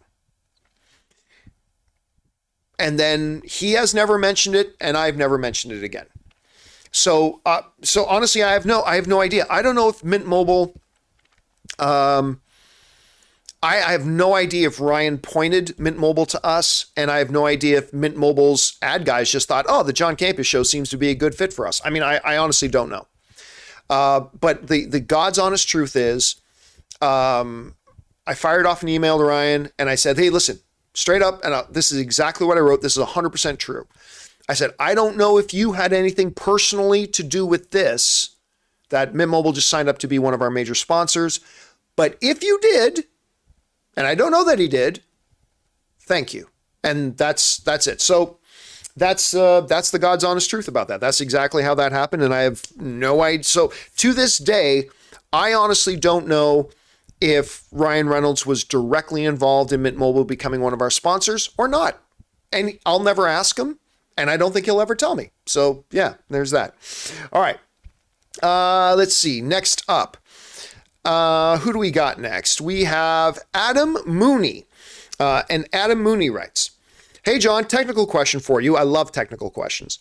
Would you recommend using a cloud lifter for a Shure MV7 microphone? I'm using a Zoom P4 to record audio. Thanks. You know what's funny? I have a Shure MV7. I actually set up a Shure MV7 in my office. Now, here's the thing about a Shure MV7. I'm pretty sure you can connect it via XLR and USB. At any rate, the Shure MV7 that I have set up in my office, I have it set up via USB, so I don't need a cloud lifter. And so since I've never used it with the XLR, I don't know. Now, I have cloud lifters connected to several of my microphones, but they're power hungry, boost and gain hungry mics. They really need it. But I don't know that the Shure MV7 does. Look, the best way to find out is plug it into your system, set your levels to a normal level, and see if the audio levels you're getting are strong or if they're weak. If they're weak, go ahead, plug in a cloud lifter. That'll, I think, spot you like 30 dB or 20 dB of gain right there. So I use an MV7 right now, and I do not use a cloud lifter with it, but your mileage may vary. So just test it out. If you're finding that your levels are low, then go ahead and attach a cloud lifter to it, and that should fix the problem. All right. Thanks for asking the question, man. I appreciate that, Adam. And good luck with that. I do like the mic very much. By the way, can I also encourage you, check out the Rode Pod Mic. The Pod Mic is a pretty good little mic. It's a $100 mic. It's got almost as good quality as their Pro mics. And I think you can get it for about like $99, and they've got pretty good gain in them too. So you might want to check that one out as well. All right. Al Renshaw writes, James Gunn first post as DC chief is about Superman. Can just be a coincidence. Superman announcement imminent. I don't think it was a coincidence, to be honest with you. Actually, let me pull this up here. let's see, twitter.com/James Gunn. All right. So yeah, if you go to James Gunn's Twitter page, one of the very first things he put up was this post. He put this up 2 days ago on his first day, because he took over November 1st. And his first day, new job, he writes, and he put up a thing of Clark Kent, Superman, sitting at his typewriter going, got to restrain myself or I may absentmindedly punch this typewriter into twisted wreckage. That means he's got some pretty big things to say. I actually jumped in and yeah, it's the very top one. It's the very top reply. I put in, I said, you teasing little minx you. So that was my reply to his thing. No, we'll see. We will see. But yeah, I don't think it was a coincidence that he chose to put Superman in that very first thing. I think we're going to get a Superman announcement imminently. I have no insider information. I just think we're going to get a Superman announcement imminently. So we'll see. All right. Next up. Thanks for that, Al. Next up, we've got Dangerous Lee, who writes, hey, John, I need a new phone. What do you recommend? iPhone, Pixel, or Galaxy? Thanks. Honestly, I'm an Android guy. I really am. But John, you just said you use an iPhone and you have an Apple Watch and you're using a MacBook. I know. But I am using my iPhone right now because I have a Mac Studio at the office. I use a MacBook Pro at home. I've got the damn watch. So it's just easier for me to stay in the same ecosystem and have the iPhone. And by the way, I really like my iPhone. It's really good. You can't go wrong with an iPhone. But Android's better. And I know that will disturb a lot of people that I said that, but as an iPhone user, Android is by far better. I really wish I could just go back to it. And again, don't get me wrong. My iPhone's very good. I like my iPhone. It's a good phone. But I just found Android to be superior. Now, my last one was my last Android phone was the Galaxy Ultra 20 Ultra. That was the last one I had. Now the 21 is out, and I think the 22 is coming out soon, but the 21 is out. A lot of people think, and by the way, Google just put out their new Pixel. Every tech YouTuber is raving about the new Pixel, like raving about it. But whether it's a Samsung or a Google Pixel, my recommendation is if you can, go Android. I just find, and Google Assistant on Android is 10 times better than Siri. I would highly recommend that. And that's coming from a guy using an iPhone right now. So if you can, go. But if you use a Mac, if you use a MacBook, if you use iPad, that's the thing, my tablet's an iPad too. It might be easier for you to use an iPhone to stay in that same ecosystem. Otherwise, I say go Android. But that's just me. All right. Next up, we've got Richard K. who writes, better player, Tom Brady or Peyton Manning? Tom Brady. Tom Brady's the GOAT. He's the greatest of all time. 7 rings, lost count of how many MVPs, almost every record. Tom Brady's the GOAT. I love Peyton Manning. But Tom Brady's the GOAT. All right, Cody Ezel writes, hey, John, just want to say thanks for all you do. Keep up the good work. Oh, thank you so much, Cody. It's always nice when somebody just wants to write in, tip and support, just to say something encouraging. Thank you, man. I appreciate that very much, Cody. All right, speaking of which, Renzo just sends in a super chat to be supportive. Thank you, Renzo. Andrew Rice writes, waiting for the John Campea masterclass. You know what? I did like a 2-hour getting started in YouTube video like 7 years ago. I think I am going to do like a 2 or 3 hour new version of how to get your YouTube channel up and going, and things to do and how to YouTube and all that kind of stuff. I think I will do that. Now, I don't know that I'll do it for free, to be honest with you, because I'm thinking this is going to be something that'll take me months to put together. I might do it and then maybe put it up on a service where, I don't know, you pay like $4 or something and watch the class, or I might just put it up on YouTube for free. I don't know. But I am going to do that. It won't be officially on Masterclass. but it'll be one of those things. All right. Next up, Zishan writes, thoughts on the new YouTube channel UI lives in own tab. I have honestly no idea what we're talking about. No idea what we're talking about. Let me open up my YouTube channel and see if I can see lives in its own tab. Yeah. No idea what we're talking about, man. Sorry about that. Okay. Next up, we've got John Redcorn writes, will Ray Fisher return as Cyborg in the new DCU? I really doubt it. I think he's burned way too many bridges there. You never know, but I think he's burned way too many bridges. Renzo A. Alvarado writes, John, big fan of yours. I love the Terminal. I will like to know why you don't like it. Bring on the Filthy, because there's nothing to like. It's a completely boring, unfunny, rather dumb movie. Now, Ray loves it. My wife Ann likes it. You like it, and that's awesome. I'm not going to yuck on your yum. If you love that movie, awesome. I love that. I celebrate that. But you're asking me, well, I think it's terrible. I just think there's nothing good about it. I think it's Steven Spielberg's one really bad movie.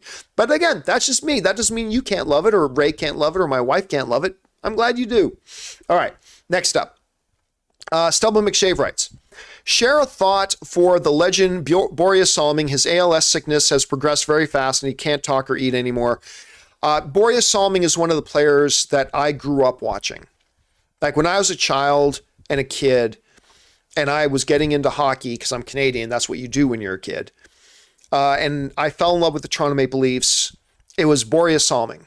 Him and Ian Turnbull were the defensemen. Then you had forwards like the legendary Bill Derlego, Wilf, Rick Vive. You had, by the way, Wilf was also wore the number 99. He'll be the last NHL player to wear the number 99 after Wayne Gretzky, or, since Wayne Gretzky in the NHL retired 99. But Boreas Salming was the guy, man, on that blue line. We used to call him Borea Bonehead, Boreas Salming. He was such a huge part of my childhood because I would, 80 nights a year, I would come home from school, eat dinner, and watch the Toronto Maple Leafs. That's the thing. So yeah, hearing about his condition is really, really heartbreaking to hear. Really heartbreaking to hear. All right. And is the greatest sport in the world. And it's unfortunate. I don't talk about hockey a lot because Americans,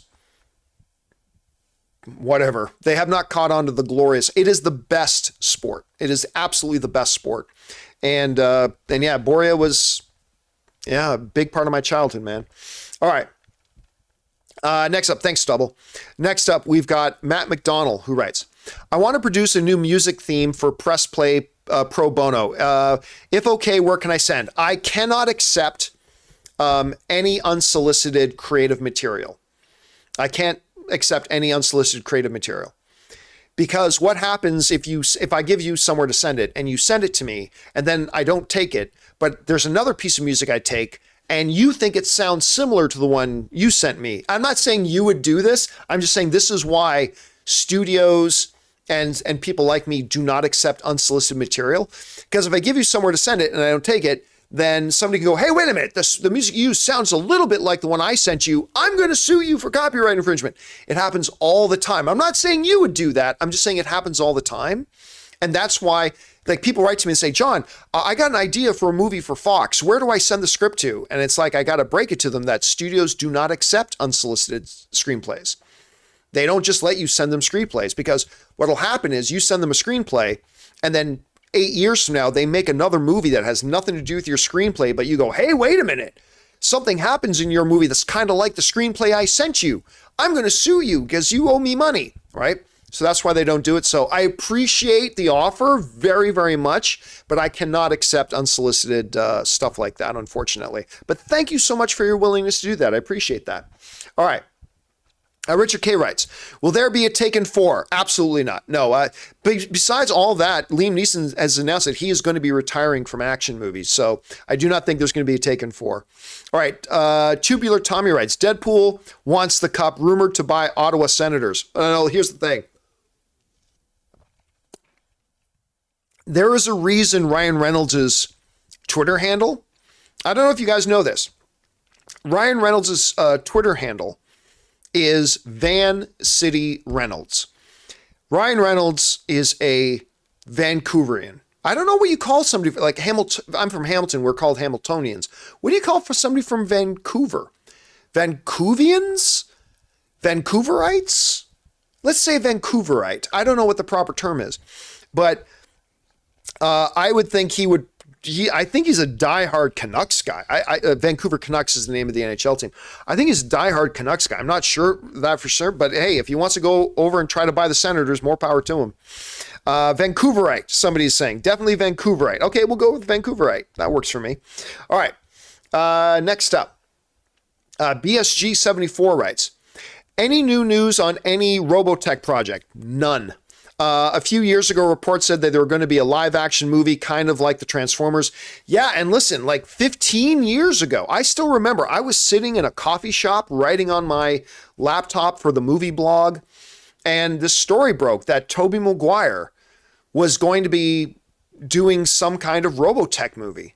And then that never went anywhere. And then there was a new story about a Robotech movie, and that didn't go anywhere. Then a couple of years ago, there was a new thing about a Robotech movie was going to happen, and that never went anywhere. So I have heard nothing about it, unfortunately, at this point. By the way, Joseph Weeks in the live chat. Thank you, Joseph. I appreciate that, man, very much. All right. Next up, Mani Plus writes, Mannery Plus writes, Yo, John, hear me out. Part 1. Dr. Fate movie pitch. After the events of the Black Adam movie, the helmet seeks a replacement. 4 contestants. And I can't go hunting for your part 2. We'll get to your part 2 when we get to it. Okay. Next up, we have Irene Jobson writes, thoughts on Ewok's Battle for Endor. If that was the second Ewok movie, it was terrible. Because the first Ewok movie, there was an Ewok made-for-television movie. A lot of people don't know this. And it was actually pretty good. This family, like, crash lands on the moon of Endor, has a little daughter, and they become friends with the Ewoks and all this kind of stuff. Then there was a second one called Ewok's Battle for Endor or something like that, right? And that whole family, right? That the whole first Ewok movie was about this family. They all die, like right at the beginning of it. It's like really crazy. Yeah, it was like totally awful. It was totally awful. All right. Next up, Chef Rigo writes, imagine the Deadpool marketing team having Deadpool appear in those Nicole Kidman AMC ads telling her, we get it, or something along those lines. I will tell you what, all will be forgiven. I will forgive every stupid, idiotic thing that AMC has done. If they do the next Nicole Kidman AMC We Make Movies Better commercial, but they put Deadpool in it telling her, we get it, enough. And then it ends with them cutting. I love Nicole Kidman, by the way. I love Nicole Kidman. But then ended with Deadpool like cutting her head off. It's like, what? I try to warn her. Anyway, I think that would be gold. I would forgive everything stupid that AMC's done if they did that. All right. Next up, we got Walid Haji writes, I don't think Warner Brothers will be happy if Black Adam did 400 million. If they can get 400 million, they won't be happy. 450. Listen, if Black Adam can just break even, and 450 is kind of their break even mark. If Black Adam can just break even, I think they'll be happy. If they lose money, they won't be happy. And if Black Adam ends up just making 400 million, that will mean it had lost money and they won't be happy. All right, Positional Football writes, was wondering why y'all never talked about Matt Reeves getting his new showrunner for Arkham Asylum HBO Max series and Antonio Campos a while now. This is not a big enough story. Every show has a showrunner. The Arkham Asylum show right now is still theory. We don't even really 100% know that it's happening. And we don't run a story for every single show that gets a showrunner. It just simply wasn't a big enough story. Now, if he had appointed a showrunner that was a very well-known showrunner to us, like, D&D from Game of Thrones or, somebody else, then it might be a story. But honestly, we never talked about it because it wasn't important enough of a story to talk about or big enough of a story to talk about yet. That's why. And that's the thing. Every day that we do the John Campea Show, We have to make these decisions. I don't want the show to be 2.5 and 3 hours long. I want to try to keep the show to 2 hours or less. But we got to make decisions. And that means there's 6, 7, 8, 9, 10 potential stories every day that we just decide we don't think enough people will care about this to actually talk about it. And that was just one of those stories. Now, it might become a bigger story later on, but for now, that's why we didn't talk about it. And again, like I said, there's many stories every day that we make choices not to talk about. All right. Thanks for writing that in positional. All right. Sander just sends in a super chat to be supportive. Appreciate that, man. Mars73 writes, so my throat's starting to get a little bit dry. What kind of soundbar do you have in your theater? I have the Sonos. I was talking about this in the first half of the show, that I had a JBL, a really nice JBL system, actually, that JBL sent me for free. And I used it for years. I really, really enjoyed it. But then this buddy of mine who is a total audiophile, I am not, but my buddy is a complete audiophile. And he was like, you need to get a Sonos system in that theater room. I'm like, it's a little too expensive. He goes, I can get it for 50% off. I'm like, all right. So we went, we got it, brought it back to the house. He installed it all. But it's not just the sound bar, which is right there. It's also the subwoofer, which is right there in the corner. And then satellite speakers around the back. And guys, I got to tell you, I have never heard better. I mean, I highly recommend Sonos. The problem is it is quite expensive. Even I wouldn't have bought it at full price. But if you can, if that's an option for you, I do highly recommend the Sonos. All right. Let's keep going here. Next up, a fan of Peanuts writes, buy one, rent one, lose one, Aliens, Terminator, Gladiator. Nope, I pass. I'm not going to say lose any of those. I just like them all too much. Mr. Downton writes, what have you and Ann been playing since it takes two? We don't have a lot of time to play a lot of games. When we do, we like to have friends over and play like a table game, like whether it's Cards Against Humanity or, stuff like games like that. When we do have time to sit down and play, we just play something silly. We either play like Mario Kart or we'll play Mario Party or things like, we've played a little bit of Hades. We've been playing a little bit of Hades as well. That's really fun. Hades is a really, really good game. So that's the stuff that we've been playing lately. All right. Next up, Logan Tamlin writes, have you been keeping up with the NFL this year? Yes. What are your biggest surprises for you? For me, it's the success of Geno Smith and the Seahawks. Listen, I told Rob before the season started, I thought the Seahawks were going to be better than he thinks. I'm not predicting Super Bowl or anything like that, but by far the biggest surprise to me is the poor play of the LA Rams. The defending Super Bowl champions have looked terrible. Like, they haven't just lost, they've looked bad while losing.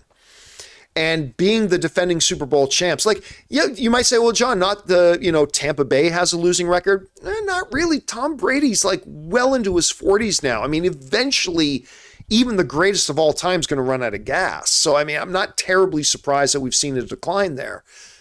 But for me, it's the LA Rams. Well, and then next to the LA Rams is the Falcons. I mean, I knew not the Falcons, the Eagles. I knew the Eagles would be good this year, but I mean, 7-0, I don't think anybody saw them going 7-0. And Jalen Hurts has been rounding out really, really nicely. And I don't know that they win the Super Bowl. I still think the Super Bowl is the Buffalo Bills to win this year. But those are my two big surprises, the inefficiency of the Rams and the undefeated nature of the Eagles. Those are, to me, the two biggest surprises of the year so far. All right. Next up, we've got Sander, who writes, thoughts on the MCU on its way to Avengers Secret Wars, and do you think it will top Avengers Endgame? $3 billion possible at the box office. Excited. Zero chance. No. Zero. Nothing is going to make $3 billion at the box office. And the reality is, the MCU doesn't have as much momentum or energy behind it right now as when it did leading up to Infinity War and Endgame. Phase 4 has not been fantastic. It's been good. And there are certain things in Phase 4 that have been fantastic. WandaVision, Shang-Chi, Ms. Marvel, Spider-Man No Way Home. They have had things that have been fantastic. But overall, Phase 4 has not been incredible. It's been good, but it's not been incredible. They also lost their heart and soul with Captain America and Iron Man gone. They've been focusing way too much on new characters. They've needed to bring in new blood for sure, but they needed to find a better balance because they've been just throwing so many new characters at everybody that by the time we get to Endgame, by the time we get to Kang Dynasty and Secret Wars, I think they're going to be huge. I think they're going to be absolutely big, all that stuff. But it's not going to have the same momentum going into it as the MCU had going into Infinity War and Endgame. It's just not. Certainly from what we've seen so far. Now we've got a few years between now and the next couple of Avengers movies, so we'll see what happens. But no, they won't make as much money as Endgame did. Again, ask me again in 2 years and maybe I'll have a different answer. But for now, for what I see in front of me, look, the MCU movies just aren't making the same amount of money as they used to. It's just all new characters. They ended a 15-year big build-up thing with Endgame. It was a totally different thing, and I just don't see that same momentum happening now. Again, the Avengers movies are going to be huge, and they're going to be massive successes. $3 billion? No. I doubt $2 billion. I doubt $2 billion, but you never know. We'll see. All right. Next up, we've got Rachel Knight Online who writes, would you ever consider producing a series or movie? I have produced a couple of movies, and they've been small movies, granted. I've done a couple of documentaries, do my own thing, but yeah, I am looking at producing a couple of more projects. Hopefully in the next 3 or 4 months, I can make some announcements. Again, they're not massive things, but there are a couple of projects I'm very, very excited about that I will not direct, I will produce, because I don't want to direct again, I want to produce. And then hopefully I can make some announcements about that soon, Rachel. Thank you for asking. All right. Next up, a fan of Peanuts writes, does Pan's Labyrinth make it in the top 50 or 100? It's in the top 50 for me. Yeah, Pan's Labyrinth, Guillermo del Toro's masterpiece. I love that movie. For me, it is a top 50. I think for most people who probably appreciate that movie, it'll be in their top 100. But for me, it's a top 51. All right. Richard K. writes, I'm thinking of proposing to my girlfriend. I need ideas how to do it. How did you propose to Anne? Don't ask me. Me and Anne getting engaged was the most unromantic thing ever. Honestly, I never officially proposed. It's the truth. There was never a proposal event with me and Anne. With me and Anne, it just, once we moved in together, because we dated for a year, and then after we dated for a year, we moved in together. And I already knew, like by that point, she was the woman I wanted to spend the rest of my life with. But we started talking about marriage. And as we talked about marriage, the conversations went from, if we got married, would you do this and blah, blah, blah. But eventually the conversations changed to when we get married, blah, blah, blah, blah. And then eventually just, should we start talking about a date to get married? And then we just set the date and we got married. It was the most unromantic thing in the world. I never got an engagement ring. It just became understood that we were going to get married. And then we eventually got married. So now, of course, I did get her a wedding ring, but there was never any proposal. It just kind of happened. All right. I know that's not very romantic, at all, but that's the way it happened. All right. Let's see. Fan of Peanuts says, sorry, top 50 or 100 all time on your list. Don't worry. I understand what you meant, a fan of Peanuts, but thank you for following up. All right. D-Train writes, Indiana Jones will be next year. Maybe. They've said that before. Indiana Jones will be next year. What Top Gun Maverick was this year? Oh, Indiana Jones will be next year what Top Gun Maverick was this year. No, it's not. Both are legacy sequels. Both have legendary actors at the end of their careers. This means Indiana Jones will be the best movie of 2023. Completely not true. There are massive, massive differences. Top Gun only had the one Top Gun movie, and it wasn't coming off of a very badly received movie, right? There were already 4 other Indiana Jones films. And they did another Indiana Jones film compared to Top Gun not all that long ago. Like, actually, let me look that up. What year did Crystal Skull comes out? Kingdom of the Crystal Skull release date. It came out in 2008. So, I mean, that wasn't yesterday, but it wasn't 100 years ago. It wasn't 30 years ago either, like it was for Top Gun. So I got to tell you, I completely disagree with you that Indiana Jones is going to be the next Top Gun. Hey, listen, James Mangold is directing this film. He's fantastic. I have no doubt he's going to deliver a really good Indiana Jones movie. I have no doubt about that. But that Indiana Jones movie isn't going to make $1.5 billion. It's just not. There are just too many people who don't believe in this movie. Like, a lot of people still really think it's the dumbest thing that they're making in Indiana Jones, and the last one sucked and all this kind of stuff. These are all things that Top Gun didn't have to deal with. So I mean, I hope it has tremendous success. I really, really do. I'm looking forward to it. Mangold is a master director. I cannot wait to see the film. But I really do not think it's going to be next year's Top Gun. I really don't think so. I hope so. I hope you're right. But I don't see it happening. But hopefully you're right. All right. Thanks for that, D-Train. Appreciate that. Next up, Simon Blakemore writes, I'm surprised we've not seen Tarkin or hear him mentioned in Andor. But why would he? Tarkin is not in the ISB. Tarkin, nothing about Andor would come anywhere near Tarkin. So I'm not quite sure why Tarkin would be mentioned. I mean, if they did, it would just be for what Tony Gilroy said he wouldn't do, which is just fan service. Hey, everybody, look, it's Tarkin. Ooh, like, Tony Gilroy seems very hell-bent against that. He doesn't just want to have somebody pop up just for the sake of popping up. And narratively speaking, really, there's no need for Tarkin to be there. There's no reason Tarkin would be there. Like, you'd have to explain, wait a minute, why is Grand Moff Tarkin in this scene? You would have to come up with some really big, elaborate excuse for him to be there, because narratively speaking, there's no reason for him to be there right now.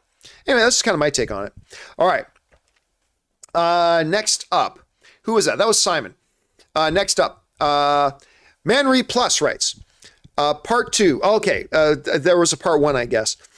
These 4 must go through a series of mystical simulated tests taking place at the Tower of Fate. Eric and Linda Strauss, Jared Stevens, and Manhassan thoughts. You know what? I'll be honest with you, Mary. I can't even remember what part 1 was. And I don't have time to go running. Oh, wait, no, there it is. I found it. What was part 1? Okay. Hear me out. Dr. Fate movie pitch. After the events of the Black Adam movie, the helmet seeks a replacement for contestants.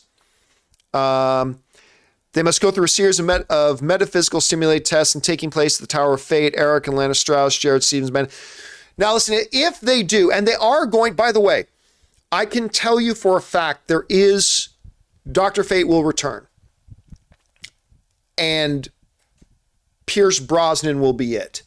So when we do get another Dr. Fate, it'll be Pierce Brosnan. I feel very confident about that. Now, look, I'm not going to make a video saying exclusive Pierce Brosnan is going to be back as Dr. Fate. I'm not going to make a video that says that, but just between you, me, and the wall, I feel pretty confident that he'll be back, but I don't know for sure. I'm not going to make a report out of it or anything, because I don't want to spread false information around the internet, but I feel pretty confident that Dr. Fate will be back and that it will indeed be Pierce Brosnan. So that's what I think. But yeah, other than that, there you go. All right. Thanks for writing that in, man. Next up, we got Blackjack Hooligan who writes, with the year coming to a close, are you looking forward to taking some time off for yourself sometime soon, perhaps going on a vacation somewhere? Ann and I don't have any vacation planned, but I do got to get back up to Canada, go visit my mom again. You guys will remember that my mom had been having health issues. I mean, the last time I ran up to Canada, it was because they did not think she was going to survive her surgery. Like I literally feared I was flying back to Canada to say goodbye to my mom. But She pulled through her surgery. She's in a much better place today than she was, but she's still having health issues. I need to get up and go visit my mom. So Ann and I are trying desperately to work out a time that both of us can get out there. So that's the only real getaway I have planned. I can't use any vacation time to do anything but go back to Canada right now. So hopefully I'll be heading up to Canada soon. All right. Next up, we got Mike Sanchez who writes, I really want to see Edgar Wright direct a Spider-Man movie or really any MCU/DCU movie. Well, don't forget, he was supposed to direct an MCU movie. He was supposed to direct Ant-Man. Like long before the MCU was really established, Edgar Wright was supposed to do an Ant-Man movie. And then so many years passed that the Ant-Man movie that he wanted to make no longer really fit with the MCU that was evolving under Kevin Feige, and they eventually broke it up. So they still list Edgar Wright as a producer on the Ant-Man movies, but I listen, Edgar Wright is one of my favorite directors. I love that guy. And so I would love to see him do an MCU movie or any comic book movie for that matter. All right, next up, James Argento writes, where is he? There he is. Will Andor cross over with Rebels by showing Mon's speech from season 3? Also, I still think Zaslav is getting ready to flip WB to the highest bidder. No, he's not. He made that very, very clear, and he made it clear to the shareholders as well. You can lie to the press. You cannot lie to your shareholders. He made it pretty clear that they are in the WB business. They are not looking to flip WB at all.